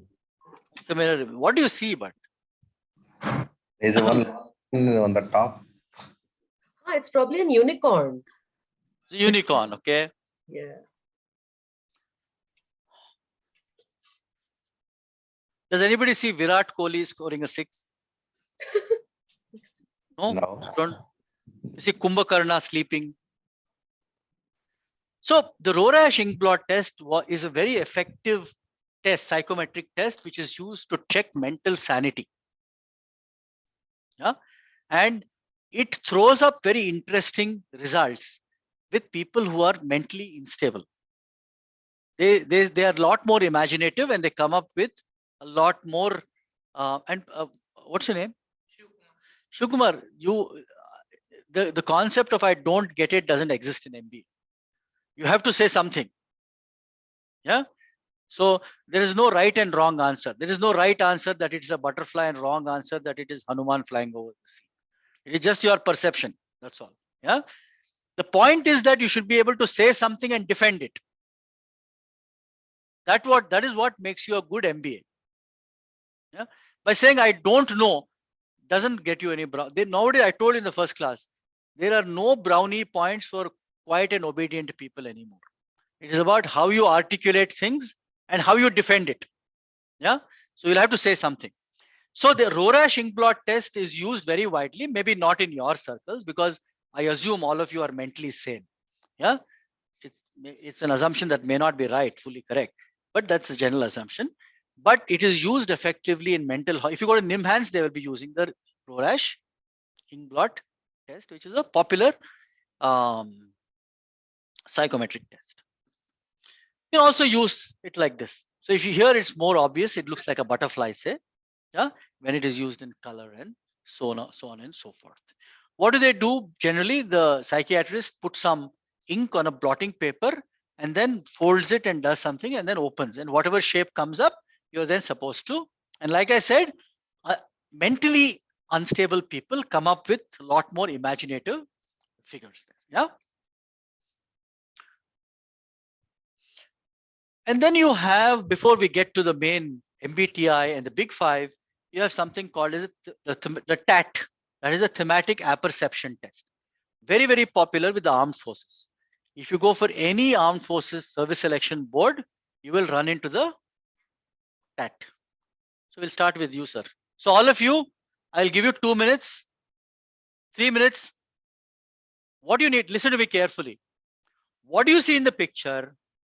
What is happening here? And how will it end? What do you see in the picture? What is happening? And how will this story end?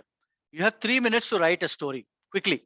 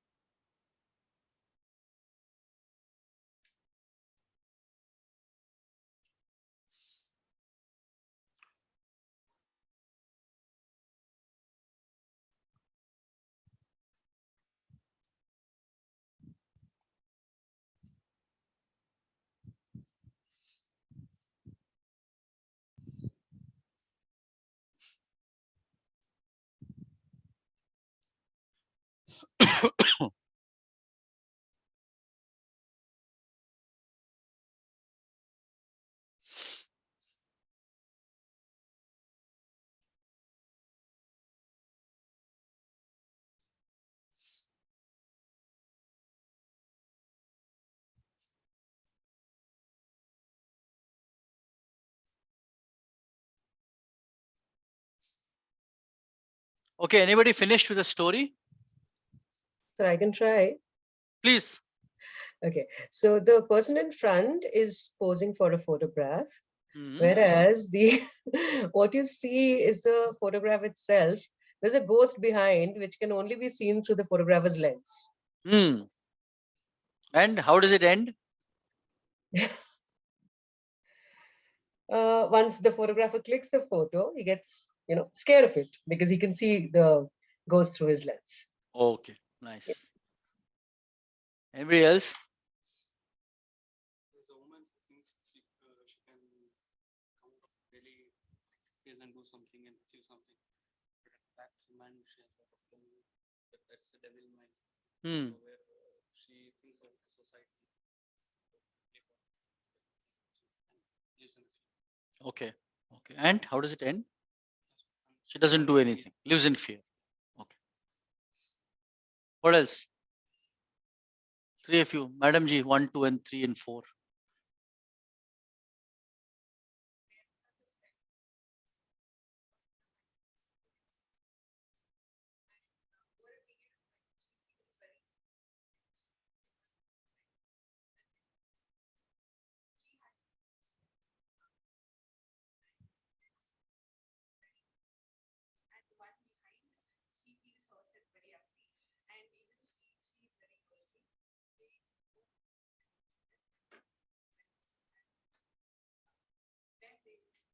Live life happily ever after. Anybody else? She's a?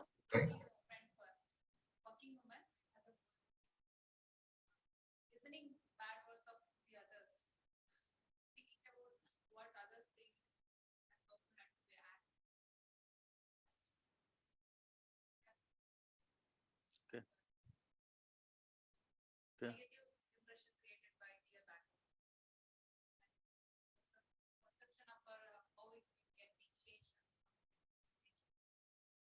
Okay. So there are no right and wrong stories. Yes, sir.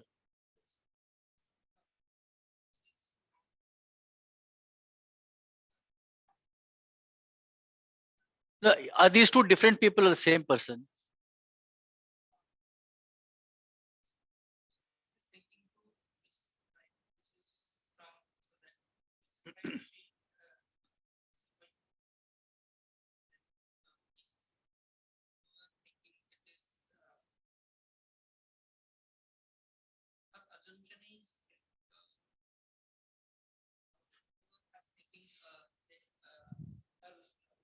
Hmm.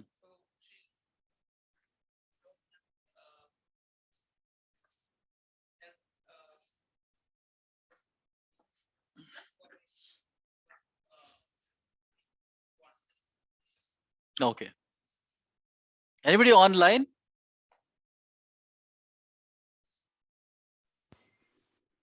Hello. Yes, sir. So the guy just shifted in the new home, and he was just thinking about to do how to settle the all stuff, and suddenly he just turned down and just see the ghost, and he just got numb and got a heart attack. And died. Got a heart attack and died, is it? Sorry, sir. You got a heart attack and died or what? Yeah, and died, and again. Became that ghost. Yes. Okay. Fair enough. Thank you. So there are various. Yeah, go ahead. So something he has some inner feeling, but hiding it and giving some weird expression in outside. Okay.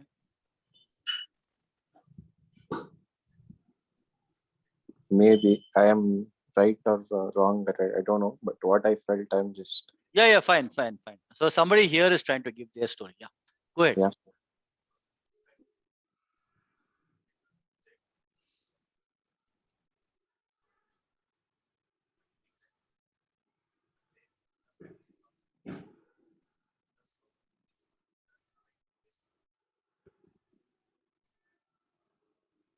And how does it end?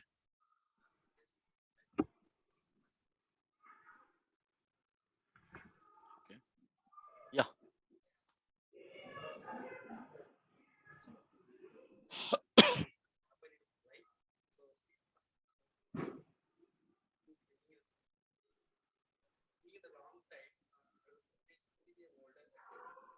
Very good. Same person, but that's an image. Yeah, he's that guy.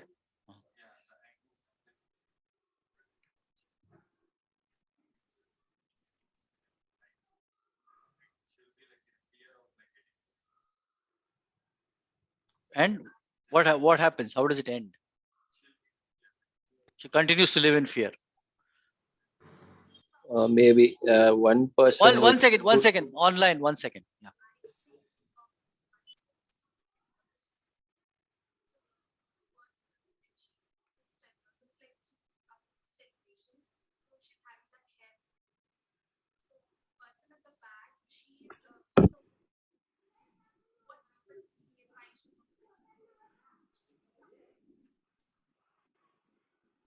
Two generations and their kind.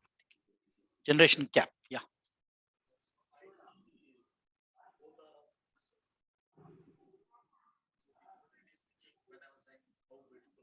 Hmm.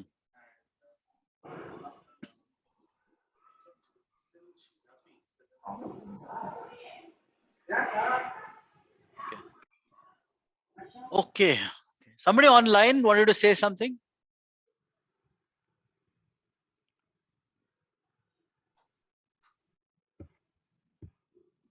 Okay. So generally the thematic apperception test, I will continue in the next class about it and talk about it, but it's a fascinating test. Unfortunately, it has got limitations and it is heavily dependent on the interpreter. How do you interpret these stories? Yeah. And like I said, it is used extensively in the armed forces. If you go for any selection as an officer to the armed forces, you cannot escape the thematic apperception test. So there's a brief introduction to personality. We shall continue in the next class. Yeah. Along with, say, probably we'll do motivation, and which is again very important for managers. Now, are there any questions for me on anything before we wind up?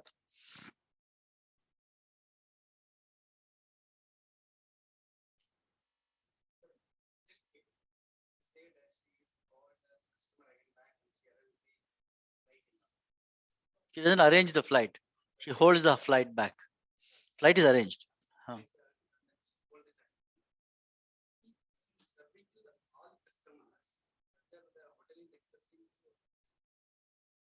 No, what is that? Serving.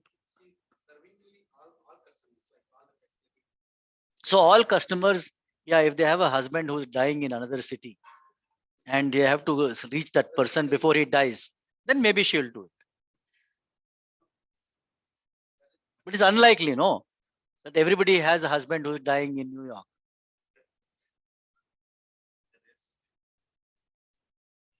Rarest of rare, it's called. Hmm. Yeah. Assignment 2 is put up, no? Have you seen it? Which group are you in? Have you identified your group members? Yeah, get hold of all of them and then start reading those 2 cases. And I've also told what you should do in terms of, read the case, understand what is the case problem, what is the likely solution, and how do you connect it with the OB concepts that we are learning here. That's what has to be done. I think I've said you should make some 10 slides or something, including the cover slide for both, for each case. And then on the appointed day, when you have to present, I will tell you which case to present. You present it. This is the easy part, what I've told you now. That, yeah, it's fine. That doesn't matter. So catch hold of them.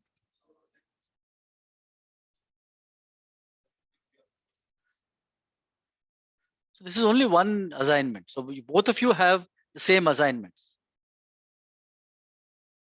That section and you are looked at as one class. Only thing you are sitting in different classes, that's all. So it will be online. You will present online. I don't have that kind of time. If you take 15, 16 groups are there, and each group takes 30 minutes. That is how many minutes? How many hours is that?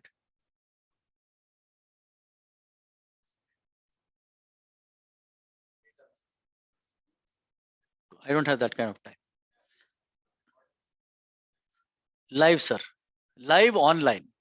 I will be sitting on one end and Professor Sanjay will be sitting on one end. Your group will be presenting from another end. So you can also be in remote places and present.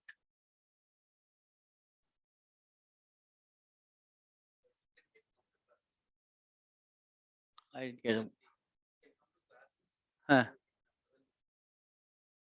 So how would you do that? Then you have to get everybody here, right? That set of people. It's not practicable. So what happens is, once we end the class, I given you, I think, April 22nd, May 22nd. So May 22nd to May 30th will be the presentation. Every day evening, I'll take maybe two groups, 25 minutes each. So first assignment. It will be in the evenings.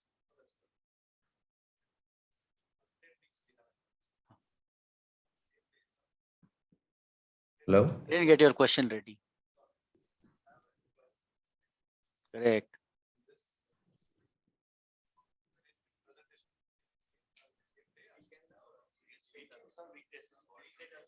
Maybe, may not be.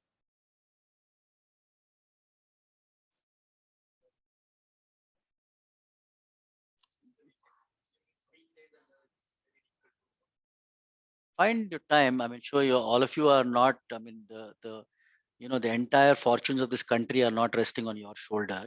I'm sure you can figure out half an hour with adequate notice. So figure it out. It might be on a Monday, Tuesday, Wednesday, Thursday, Friday, and then negotiate a spot for yourself. Turn up for half an hour and make that presentation. What's the big deal? If you can't do it, don't do it. You'll get 0 marks. That's all. Excuse me, sir. Yeah. Sir, first assignment is like individual assignment, right? Yes, sir. Okay, thank you. The second assignment is the group assignment. It's difficult. Huh? Start working on it. Sure. Huh?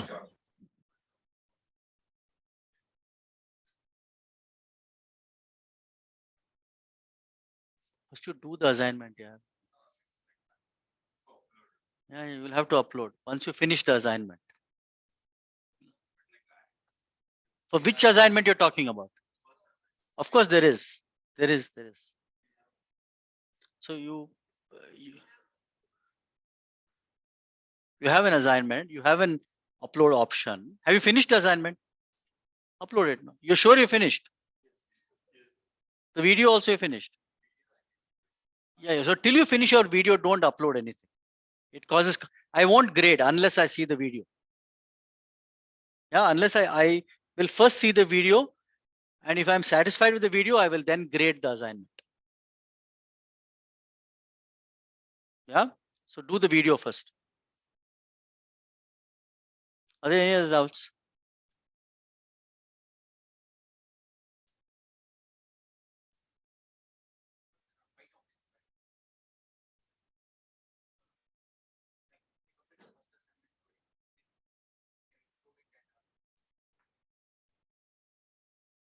I didn't understand your question.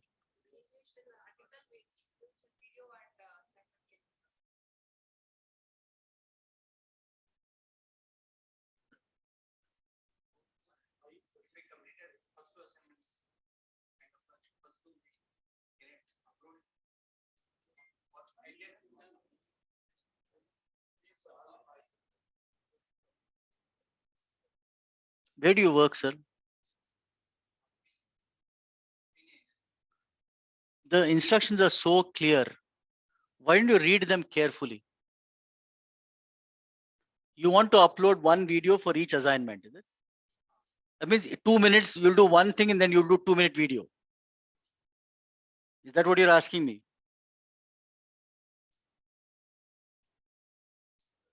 have you read the instructions? Oh, Esther is first class. So there are 5 articles. Okay. Read those 5 articles. Summarize them in how many words? So how many words are there totally? 1250. They do not include the title, right? You then make one video for 10 minutes explaining all 5 articles. Okay. And I've given you a email ID where that video needs to be sent. Where is this article of 1250 words? Where does that go? That goes to the LMS, right? So upload that in the LMS, send me the video, and the job is done. Okay. Please, there's one of the problems that I see is you people don't read carefully. Read what is written there, and so many doubts will disappear. And don't ask me to make things easier because it's not going to happen. There's one character from one particular company who came and said that, can you give only one assignment? So don't ask me stupid questions like that because it's not going to happen. These assignments, there are 2 assignments, each of them carry 30 marks, right? And I strongly suggest to everybody not to do one assignment and then leave the other assignment. Because what will happen then is your one assignment mark will get carried through to the examination department. Suppose you do assignment 1 and get 25 marks out of 30, and you don't do assignment 2 and you get 0 marks. So you will get graded as 25 out of 60. You understand? A better option would be not to attempt anything at all and wait for the makeup exam. Once you submit one assignment and it goes through, you're going to be anchored with that for life. You understand what I'm saying? Yeah. So if you think the second assignment is not worth, you don't want to do it, then come back and tell us that don't consider my first assignment as well. And then take both the assignments later on. Yeah.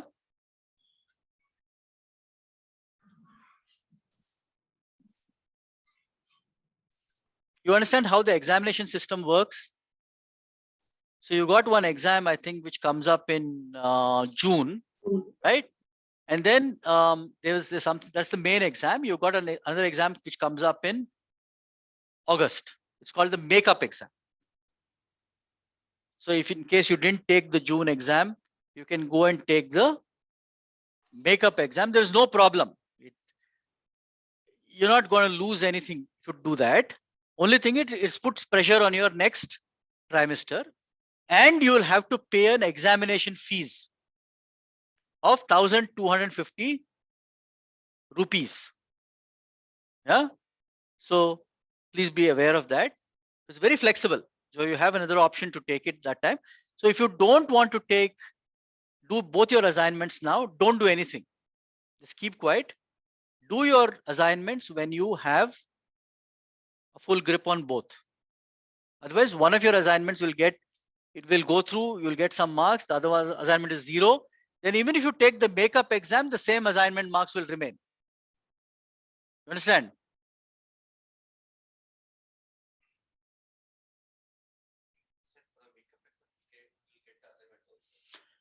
If you have not taken it here. So you can do 2 assignments at that time and then see it through. Yeah. What you don't want to do is to do one. Suppose you do one and then get 8 marks out of 30, and the second assignment you get 0. You will get anchored to 8. So your total pass marks are now 40, say. So you have to get 32 into whatever. So that translates from 80% in your trimester end examination, which is difficult. So your best bet is to do both your assignments properly, so which carries you over the passing grade.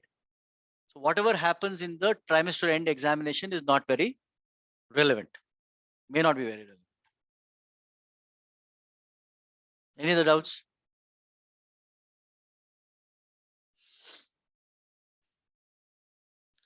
Okay, then I see you 2 weeks later.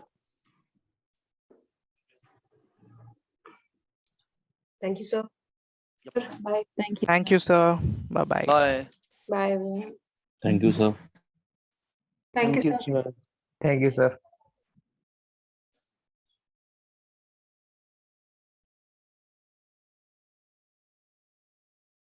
Thank you, sir.